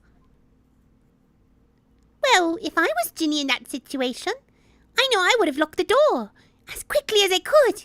I mean, those two burglars had just fired a gun in her direction, didn't they? Yes, obviously. Before the two brothers arrived, Miss Lestrade and Mr. Windibank were in the storeroom together. Now, I don't know what went on between them at that time, but at some point, Mr. Windibank must have heard the intruders breaking into his shop and left the storeroom. Intruders, eh? That's us, bruv. If your theory is correct, that would leave the accused alone in the storeroom. Yes, it would. Then, probably only moments later, the victim fled back through the storeroom door, hoping to escape danger. Hit in the back by the bullet, Mr. Windibank fell to the floor where he was, just inside the storeroom. And what we have to ask ourselves now is, what would the defendant have done in that moment? I see where you... Whoa, what the fuck? I see where you're going with this. I can do a voice. I'm an actor. Outside the storeroom was a terrifying killer who had just murdered Mr. Windibank. As soon as that thought struck Miss Lestrade, she slammed the door shut and locked it. In order to save her own life. But we ain't the ones who done it. We ain't, Gov, we ain't. You've gotta believe us. I mean, come on, we never shot no one. That's blatantly untrue. I know for a fact that you would. Because before my own eyes, you shot Mr. Herlock Sholmes. There is only one logical conclusion here. Mr. and Mr. Skulkin, you brothers had every opportunity to have been the true perpetrators of Mr. Windibank's murder.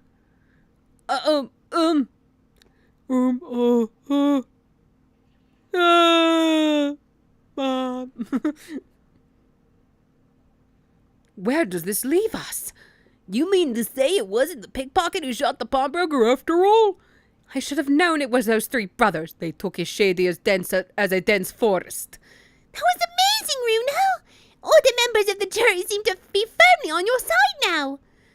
I know. First time ever. And probably the last. Well, I think you've done it. Surely they'll have to give a verdict of not...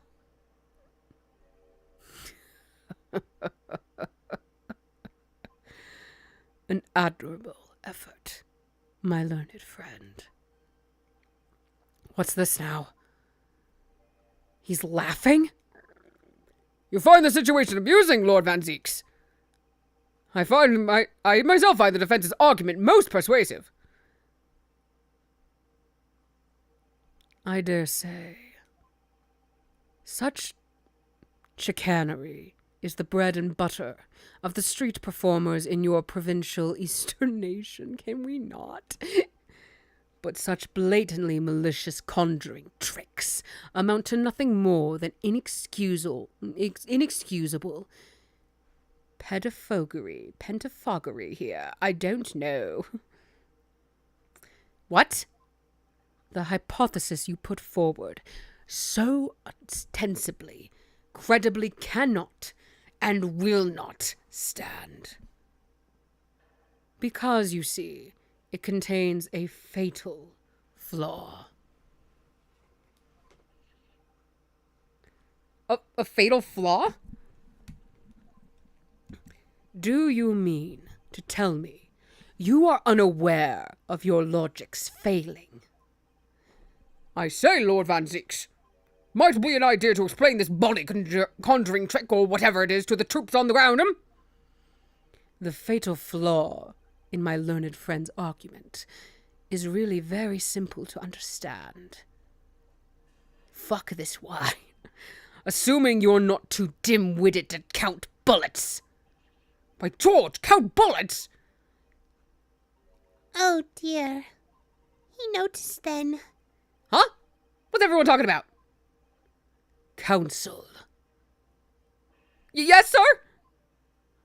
Tell the court how many bullets were found at the scene of the crime. 2. 2 bullets. Correct. The first, that which hit the victim in the back, ending his life. And the second, that which struck the detective, Mr. Herlock Sholmes, on his arrival at the scene. Indeed. The defense presented a picture showing the damage caused by the second bullet earlier in the proceedings. The bullet which injured Mr. Sholmes appears to have passed through the body to strike the calendar. Your lordship's understanding is correct. Furthermore, we know there are 2 firearms involved in the incident. The revolver belonging to the victim, Mr. Windibank, and the Skulkin brothers' revolver. The evidence shows that a single bullet was fired from each gun. Yes, indeed it does. A single bullet from each. Now then, my learned friend. You yourself told the court only moments ago that these 2 brothers shot Mr. Herlock Sholmes right before your eyes. Yes, I did. Oh my goodness, I think you'll find... But if the single bullet was fired from the brother's gun hit Mr. Sholmes, it means... Windibank, not shot by same gun. Stop. Only 1 bullet. Stop. I gotta turn down my mic volume. Hold on. I like having my mic closer to my face, so I'm gonna turn that down. Hopefully that's better. Exactly. Yes, this Nipponese street performer presented an ostensibly credible argument.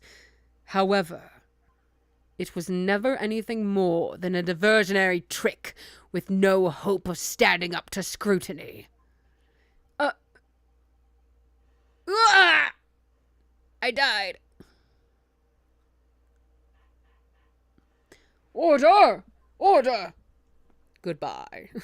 I'm quitting. Pray, forgive the discourtesy of flinging the dregs of this hollowed nectar into the public gallery. Who does he keep, coating in wine? The poor bastards. Lord Van Zeeks. But this court needs to open its eyes. The accused, Miss Gina Lestrade, is no ordinary little girl. Despite her young years, she can, regrettably, no longer be described as a juvenile. No, the person in the dock is far from a law-abiding citizen. She has a past riddled with criminal conduct. The truth is, the accused broke into the pawnbrokery on the night in question with loathsome intent. As we can see beyond in this print, which depicts her threatening the victim with the murder weapon. And I have here in my possession one more piece of evidence the prosecution wishes to present. That disc.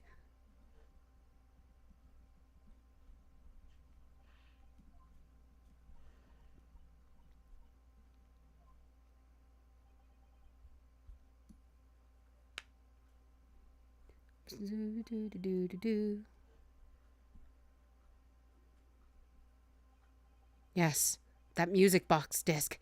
McGilded's music box disc. The very day before the hateful murder of Mr. Windibank, the accused attempted to take off with this article, which clearly doesn't belong to her. And with none of the subtlety of a pickpocket, I might add, but by brute force and brazen impudence. Good gracious! Make no mistake, any sympathy for the accused on account of her years is misguided and dangerous. And there are no depths to which this girl would not stoop if pushed, no crime she would not commit. The court forgets that fact at its peril. I see. I think it would be prudent to take this music box disc into evidence, counsel, as a grim testament to the defendant's character. Lord Van Zeeks, Inspector Gregson. What? Yes, Inspector. We had a meeting yesterday at the yard with the prosecution services, and, I think it was agreed that the disc wouldn't be used as evidence. What's this all about? Why is the inspector acting strangely? That's the first time he said anything to Van Zeeks at all. At least for a long time. I am unaware of any such meeting. But those were the instructions right from the top. The government bigwigs were insistent. Inspector, I am the prosecutor, and I alone determine how to present my case. Your warning is noted. Thank you. The prosecution wishes to proceed with submitting this disc as evidence, my lord. Indeed, bailiff? Cool, I can examine this thing. I want to get that blood sample. The prosecution has established the accused's motive, opportunity, and baseness of character.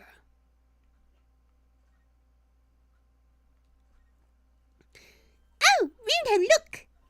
This is blood. Yes, you're right. Good job. Just a small smear, but definitely blood. Actually, I feel as though I might have noticed that before. Then it's my time to shine again. Thought I'd be waiting forever. All right, hold still with that disc, Runo. Can we get this done quickly, Iris? In a flash. Poof. Yay. Poofed. Oh no, it's not Herlock's blood. Oh, a lovely bright shade of green again. Wait, that color. What is it? It's just that green. It's not the first time we've seen that color, is it? Woohoo. That's all I wanted.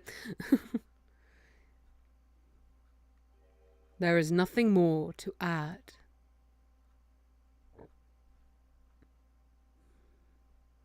Ladies and gentlemen of the jury, I await your informed decisions and rest my case. I don't believe it. I had the jury on my side for once. For all of 5 minutes. Oh dear, it wasn't even for 5 minutes, Runo. My lord. Oh, I wonder if I might say something at this point. Proceed, Mr. Foreman. Been stumbling about in a bit of a fog up to now, if truth be told, but all of a sudden... The answer's bully obvious to me and my men. There's only one thing for it. Oh no. Very well, the court will hear from the jury. Ladies and gentlemen, you will present your leanings as to the defendant's culpability.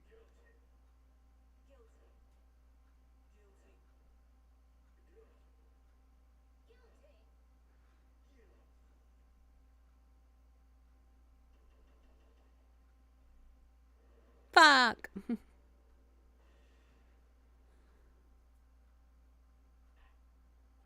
We have a consensus among the jury, it seems.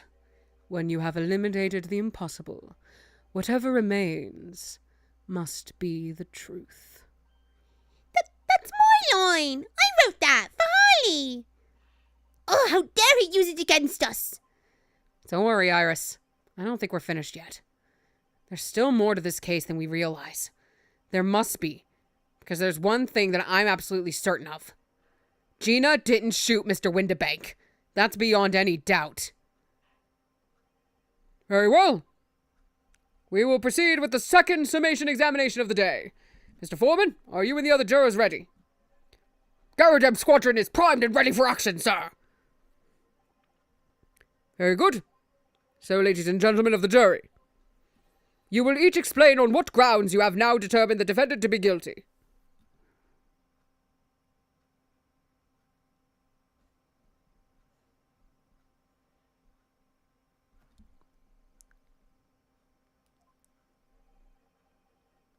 What's a rogue always a rogue, I say, Different breed to us law-abiding citizens. As only 2 bullets were found at the scene, I would say the whole case is done and dusted. You don't need a stereoscope to see the truth here. Every which way you look at it, it was that pickpocket. I never imagined that simple operation would cause me such grief. The accused attempted a theft on the previous day. I can see it. I'm in for a busy day ahead. I am ballistics expert. I have seen many shootings. There is nothing I do not know about guns. That was a terrible... Let me try it. I will try again someday. It would seem there is little remaining room for doubt. I have to admit I was rather bowled over by the argument put forward by the chap in black. But when that fell apart, like a house of cards, I saw that I'd jolly well been hoodwinked. Well, no more. The whole courtroom is turning against me. It's not fair. Iris? That prosecutor's being mean. Just because Ginny's done some things she shouldn't have done in the past, that doesn't make her a murderer.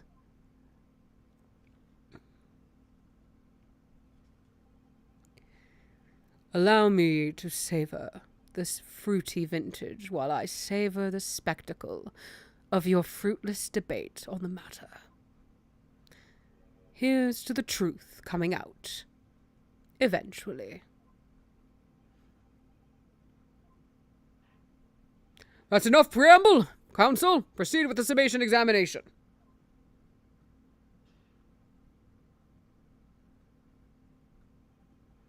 Yes, my lord.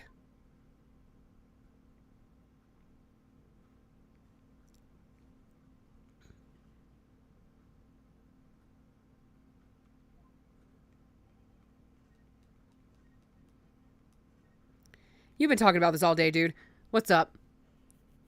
Would you please stop muttering about things that have nothing to do with this trial, sir? The defendant's life is on the line here. Well, the thing is, I couldn't really say that it has nothing to do with this trial, to be honest. Huh? I mean, there's no question that the man was shot, but the bullet had simply vanished from his stomach. It's quite inexplicable, don't you think? I almost don't want to ask, but this surgery you've been muttering about all this time, you were operating on... What was the fellow's name now? Herlock? No, Herlock. Herlock Sholmes, by any chance? Yes, good lord. It was that Herlock fellow. What? You're the surgeon that operated on Mr. Sholmes? That's right, using the very latest anesthesia techniques, I might add. It was a fairly major op, I can tell you. This is crazy. Let me see. The fellow was brought in long after midnight, if I remember correctly. He said he'd been shot by some criminal or other, so I opened it up like a shot. But the funny thing is, I went over his insides with a fine-toothed comb and I couldn't find the bullet anywhere. So I'm afraid I had to throw up my hands and just stitch the fellow back up. What? I hate to state the obvious, but... Yes? Surely that's because the bullet is still at the scene of the shooting. The counsel for the defense is correct, as it's clearly shown in this photographic print. The bullet and the Skulkin brothers fired at Mr. Sholmes hit him in... Oh, that's Ryunosuke. The bullet that the Skulkin brothers fired at Mr. Sholmes hit him in the stomach region, then exited the body and launched into the top wall where the calendar was hanging by the door. Yes, I know. Thank you.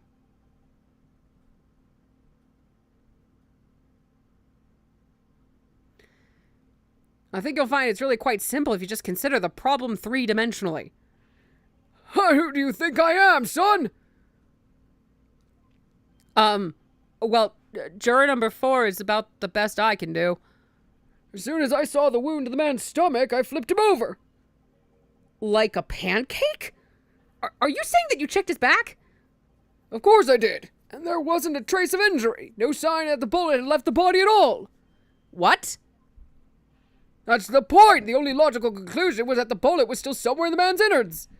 Which is exactly why I set about slicing him up. And I'm still none the wiser even now.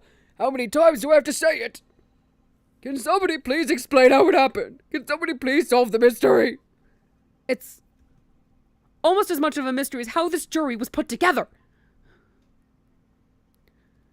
The mystery of where that bullet ended up is infuriating. Where's an expert when you need one? I guess I can help with that. Here, have a guy. It's not... Oh, a ballistics expert! Pitting. P-I-T-T. On the night in question, Mr. Sholmes was shot by one of the Skulkin brothers. But since there was no sign of an exit wound on his back, we must assume the bullet didn't pass through him. However, no bullet was found lodged in Mr. Sholmes' body either. Furthermore, a bullet was found lodged in the wall of the shop where Mr. Sholmes was shot. Juror number 6. Hello, my name is Villain. Pleased to meet you. This apparent contradiction in the facts that is so clearly troubling juror number 4. Are you able to explain the mystery? I have seen very similar situation in Motherland. It was night. There was blizzard. I was running away along mountain road in freezing cold. Golly.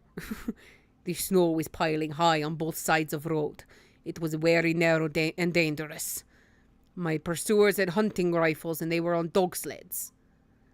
Mental note. Don't ask too many questions. I was shot from behind and I fell down in snow. And this situation was very similar to what I heard today from doctor. They could not find bullet in my body. And no sign of, how do you say, exit wound. Then where did the bullet go? Bullet never hit me. Well, if it never hit you, why did you fall down? Bullet hit frozen wall of ice very close to my side. What? One small piece. Very sharp. Broke away from lump of ice and pierced my body. It made deep wound that looks just like bullet wound. Good gracious. Of course. Piece of ice quickly melted inside me. And that is solution to mystery of disappearing bullet. But that doesn't answer the question at all! Huh? The shooting happened in a pawnbroker's shop. Not some snowy mountain road in another country! Just an idea, but we might not be looking at exactly the same scenario here. Bruno, where exactly was Hurley shot again? Well, according to the report, in his stomach. Sort of around this area, I think. Well, that's precisely where he always wears a little pouch on his belt. A pouch? Actually, I might have noticed something like that. Yes, a pouch. It's where he keeps 3 glass vials of very dangerous chemicals that he uses in his investigations. What? Really? Doctor, where is the pouch Mr. Sholmes was wearing? Well, the fellow had nothing like that on his person when he arrived at the hospital, as far as I remember. If I may. Lord Van Zeeks? Well, I realize it is forbidden for the prosecution to interject during a summation examination. I should inform the defense that I have the pouch in question in the antechamber outside the courtroom. Sorry? As I understand it, when the police arrived on the scene and found Mr. Sholmes injured, they removed the pouch in order to assess the wound. Ah, thank goodness! I thought I was getting forgetful for a moment. Since then, it has been in my safekeeping along with all other evidence relating to the case. I can personally vouch for the fact that it has not been touched since the incident occurred. Very well. While extremely unconventional during a summation examination, I must demand the prosecution presents the item in question with all speed. Bring forth Mr. Herlock Sholmes' pouch! That's the judge. It's... I see. So this is the pouch worn by Mr. Sholmes on the night in question, is it? Look at that! One of the vials is broken and the leather around it is scorched black. It's almost as if the vial exploded. Exploded? So that night, the bullet from the Skulkin brothers' gun struck Mr. Sholmes' pouch. It was the glass vial exploding that caused the fellow's injury. This bullet did not penetrate victim, but was deflected into wall of shop.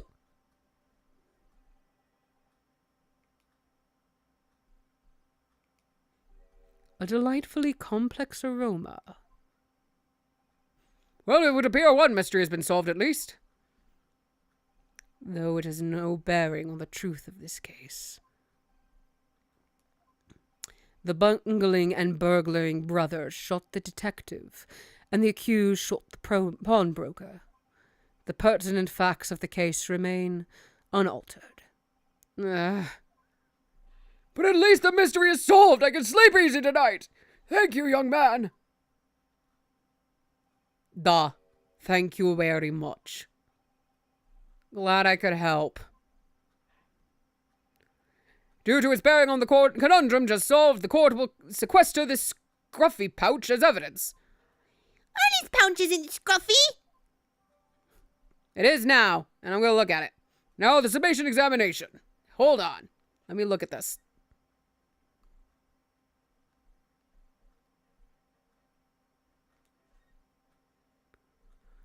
It's really scorched badly just here.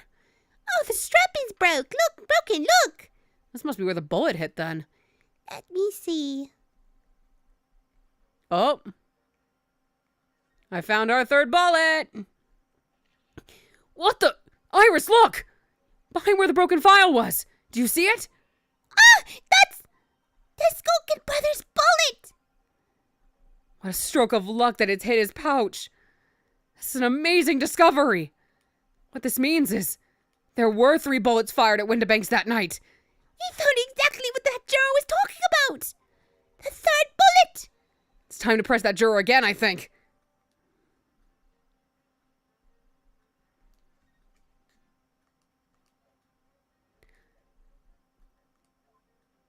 It would appear the defense is somewhat struggling to alter opinion, Please, my lord, a little more time.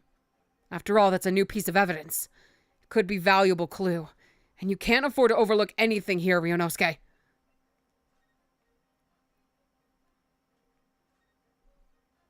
This is the bullet that was fired from the Skulkin brothers' gun on the night of the incident. Yes, so it turns out it never actually entered Early's body at all. Thanks to the thick leather of that pouch he was wearing, it saved him. Early's always lucky like that. Well, considering that he had to go through in the hospital, wonder how lucky he really was. Oh, poor dear. Poor Hurley. Just wanted to make sure there wasn't anything I needed to look at on the bullet itself. There's still a way to turn this around. Somehow, I'm sure of it.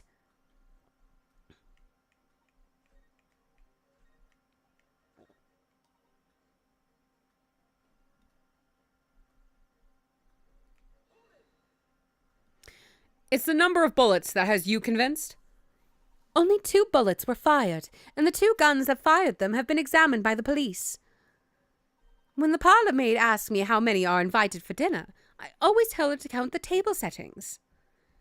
Well, that's logical, I suppose. Although... Yes? Sometimes after dining, crockery does go missing. 1 or 2 guests rather like the fine china. Does your employer dine with thieves? So I suppose. If there was another bullet somewhere of which we were unaware, I'd have to reconsider my position. A 3rd bullet somewhere on the scene? Could that be possible? Yeah. Allow me to show you then the 3rd bullet.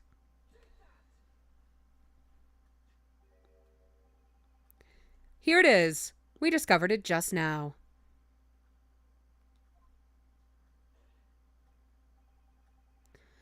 Yes, on the night in question in Windibank's pawnbrokery, another bullet was fired. What is this new trickery, you Nipponese conjurer? Where did you find that bullet? Oh. Did my nail break? Hold on. No, my nail polish chipped, or cracked or whatever. Man, this nail polish, I had these gel nails done a month ago for a wedding. Those held up so well. This brand of gel is awful. And I wish I remembered what it was so I can warn people to avoid it in the future. This sucks. It was lodged inside Mr. Pochom's pouch. What? This pouch was removed from around Mr. Shom's waist before he was taken to hospital. And since then, it has been touched by no one. Do you mean to say the shot fired by the Skulkin brothers that night? Yes. As your lordship has surmised, it hit his pouch. But that makes no sense whatsoever. We already know where the whereabouts of the bullet fired at Mr. Shom's. It's clearly visible in this photographic print. 2 guns from the scene have already been submitted into the court record as evidence. Yes, that of Mr. Windibank and that belonging to the Skulkin brothers. An examination of both guns revealed that only a single bullet had been fired from each. But that must mean... That's right. We now know that on the night in question, 3 bullets were fired. However, only 2 bullets were fired from the guns recovered from the crime scene. And until that inconsistency is somehow explained, we cannot and must not pass judgment. He's been shot. And or he's twisting his nipple, one of the 2 things. Order! While the summation examination remains incomplete, the court has been presented with new facts. Facts that would appear to shake the very foundations upon which the case against the defendant has been built. As is my prerogative in this situation, I hereby temporarily suspend the summation examination. By Jupiter! What? Bailiff, bring the witnesses back to the stand at once. Hell yeah, Judge. Be on team defense.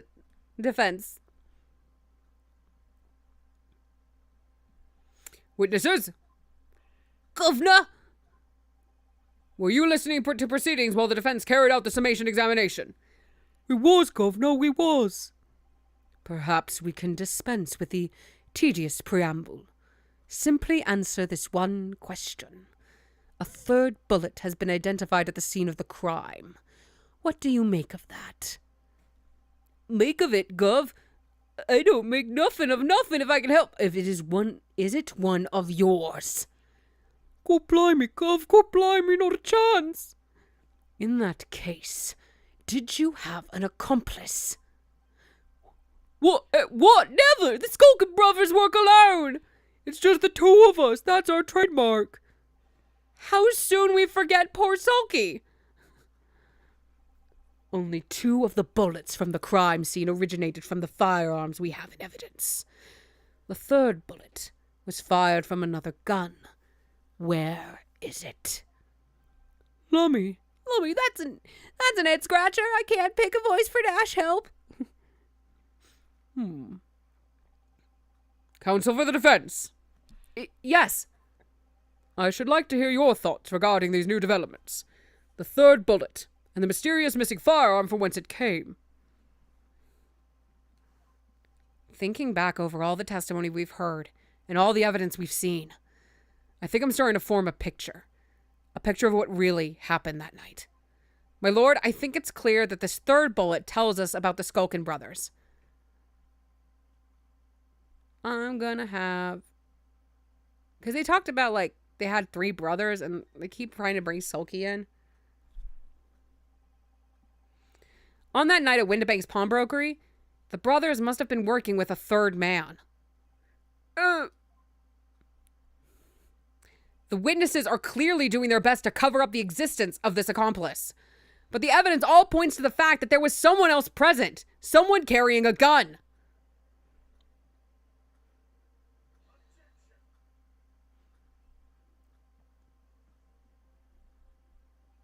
An accomplice, you say? Pigswill. Here we go. These protracted proceedings have already forced us to endure 2 summation examinations. Yet in all that time, there has been not a murmur of a 3rd man. If this apparently wraith-like being exists. Oh, that's your 3rd cup. Or 4th, actually, because 2 on the lamp and I think you've crushed 2. The court must be shown hard evidence.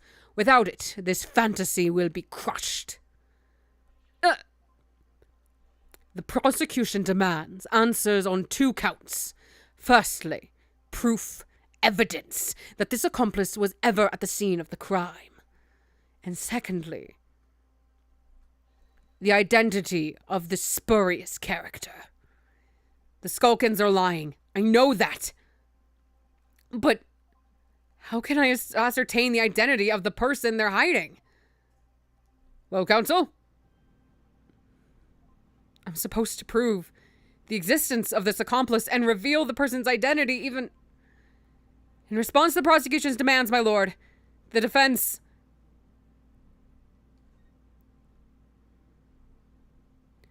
The defense is ready. I believe I can provide all the answers the prosecution demands. So, my Nipponese friend, despite the swimming eyes, you seem to think you have something to say. This promises to be interesting. I have to push forward now. There's no other option. I need to use every single piece of evidence available to me, if it will make a difference. In that case, counsel, I would ask you to present the evidence without delay. On the night in question, in the moments leading up to the death of the victim, what proof have you that there was a third intruder present at the scene? The evidence is right here, in this portfolio. By Jove, that portfolio again, is it? Do you expect the court to rifle through your papers itself? Be more specific. You claim one of these blood samples proves the presence of this third intruder. Well, which one is it?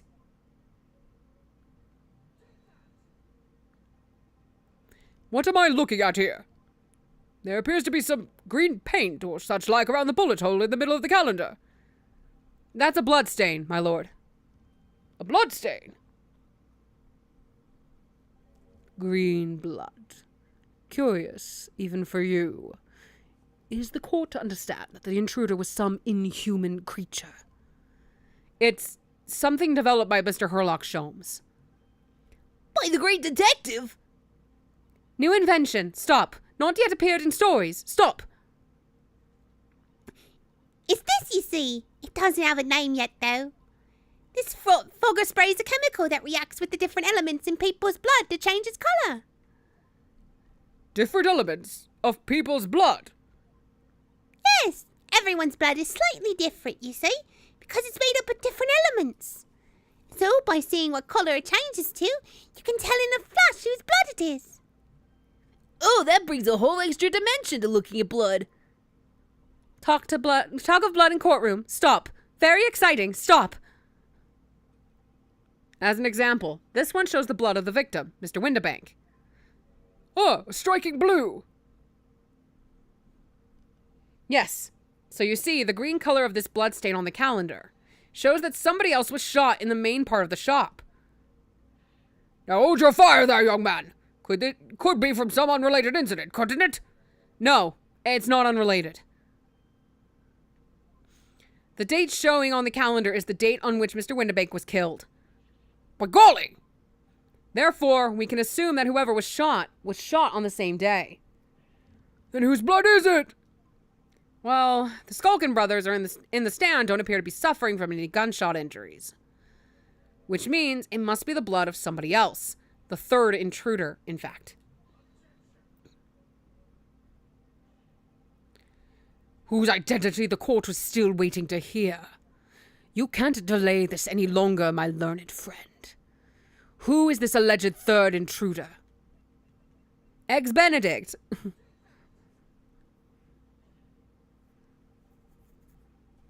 The guy from FNAF 4.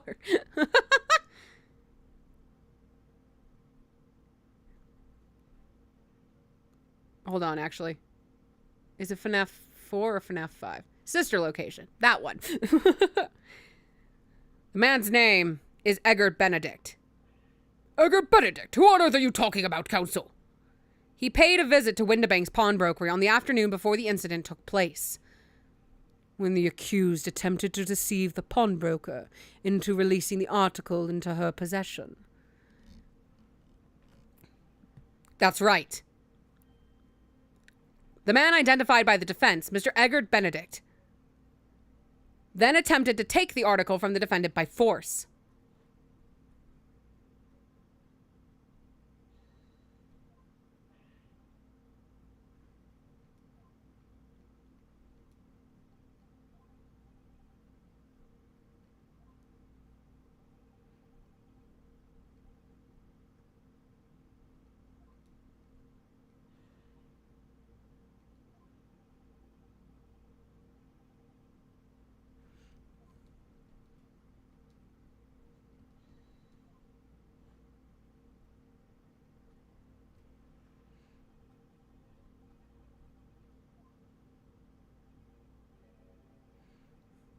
In the end, it was the inspector himself who took the disc.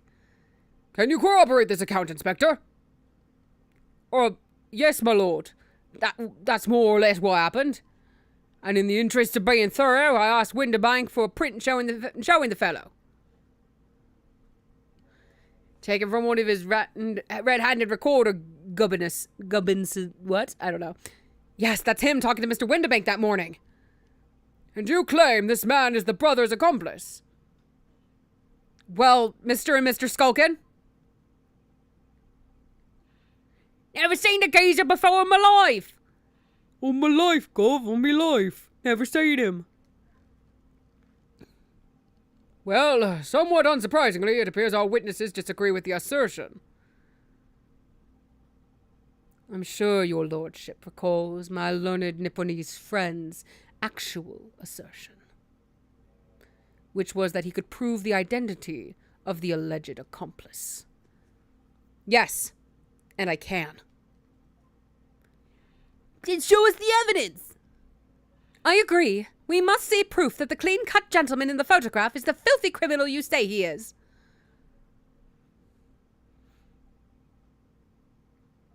This is the last piece of evidence. I've had a feeling that something has been missing in this trial from the very start. But now, I'm going to drag it kicking and screaming into the courtroom. Are you ready to present your answer to the court then, counsel? Yes, my lord. The defense will present the evidence now. Proof that the man pictured in this photographic print was in fact the person struck by the third bullet.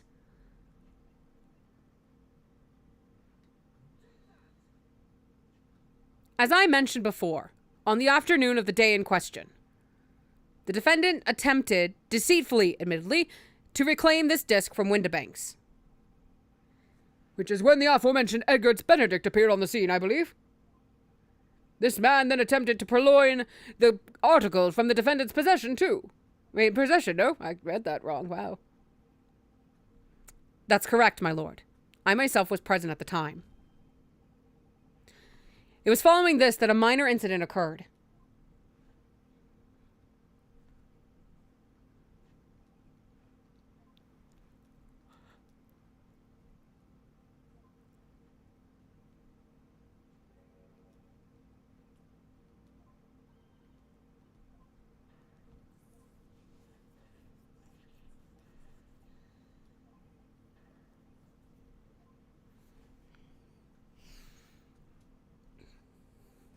Being a music box disc, it has countless small but sharp metal protrusions over its surface.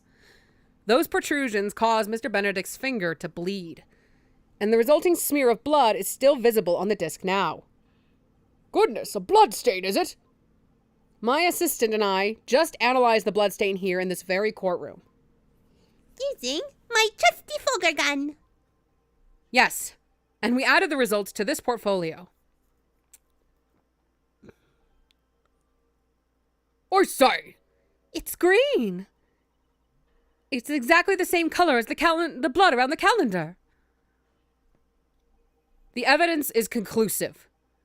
The man calling himself Mr. Eggert Benedict, who was in Winterbanks earlier in the day, is the accomplice who was present at the scene of the crime that same night. So there was someone else there. Look at those two brothers now. They're sweating buckets. Oi, who are you talking about? It's boiling in here.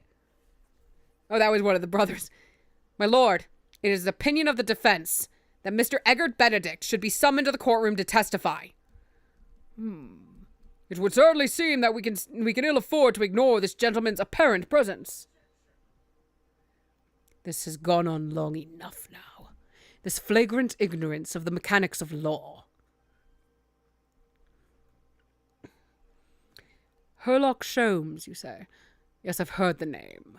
The protagonist in a series of short stories for the vulgar classes. A god of detection or some such.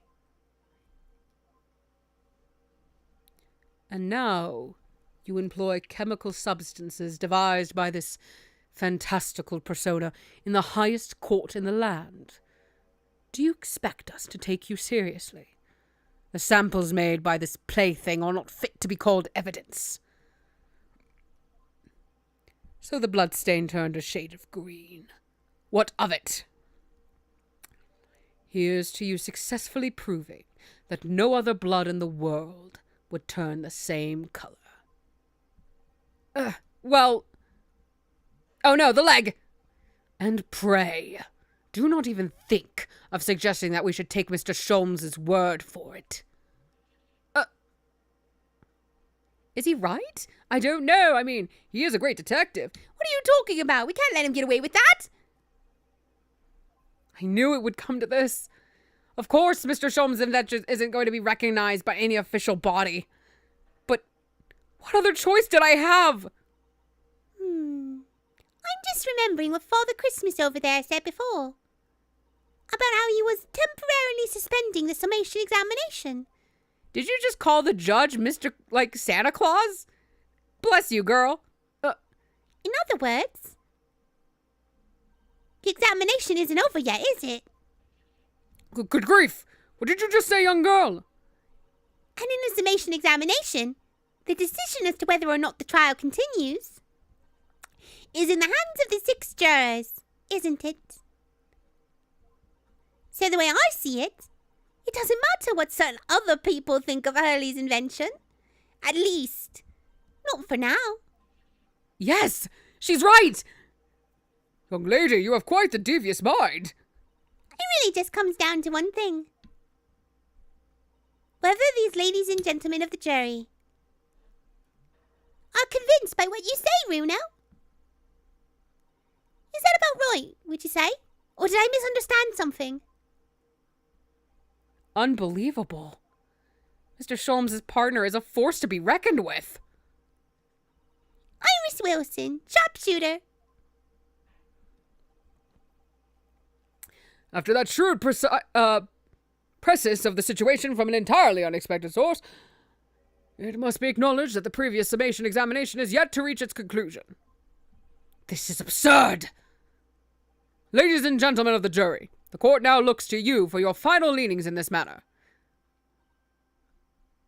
As proud citizens of Her Majesty's Britain, I'm sure you will come to fair and just conclusions. So then, state your final decisions in turn, please.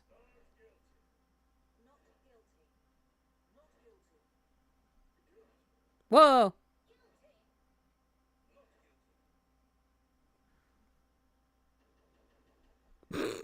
The head slam.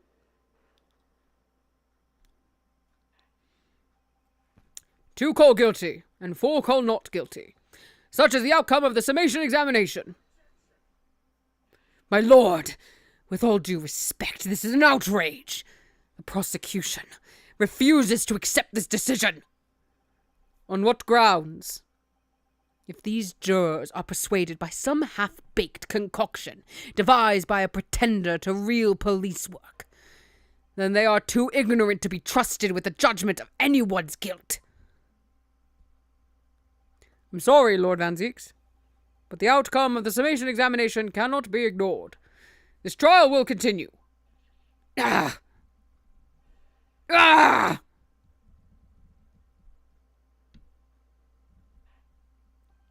Nevertheless, we find ourselves in a rather awkward situation. The defense has very reasonably requested the subpoena of a new witness. But sadly, I fear that will be impossible. What? The name of the gentleman gave for himself, Egbert Benedict, is quite clearly false. I don't believe it. Just when I'd managed to prove the man was there that night. Could I say something? I don't know who this is. Who is that, please? Who spoke? It was me, my lord. Juror number 5? What have you to say, madam? If possible, Inspector? Me, ma'am. Me, mum. I wonder if you might show the photographic print to me again, the one in which the gentleman is shown. Right. Yes, this one, you mean? Mr. Benedict.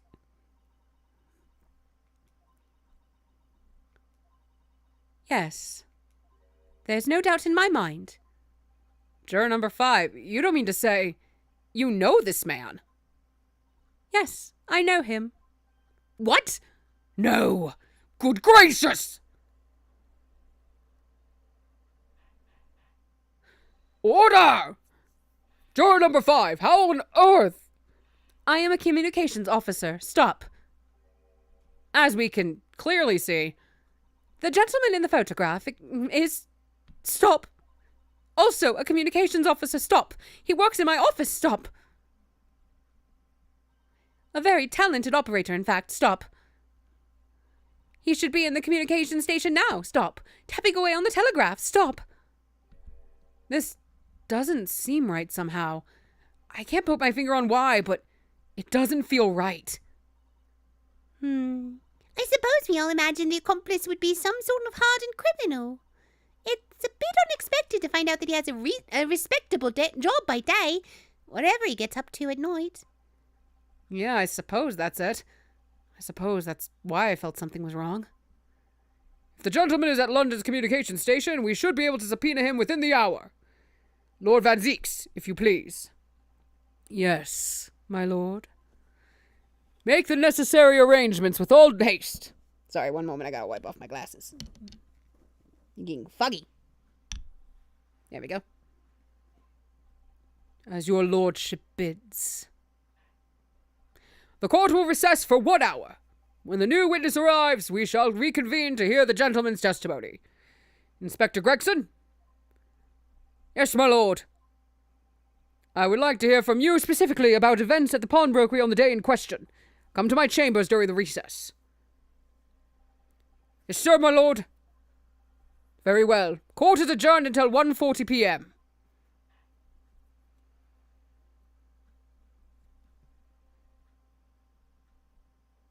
Sadly, with that, I have to call it.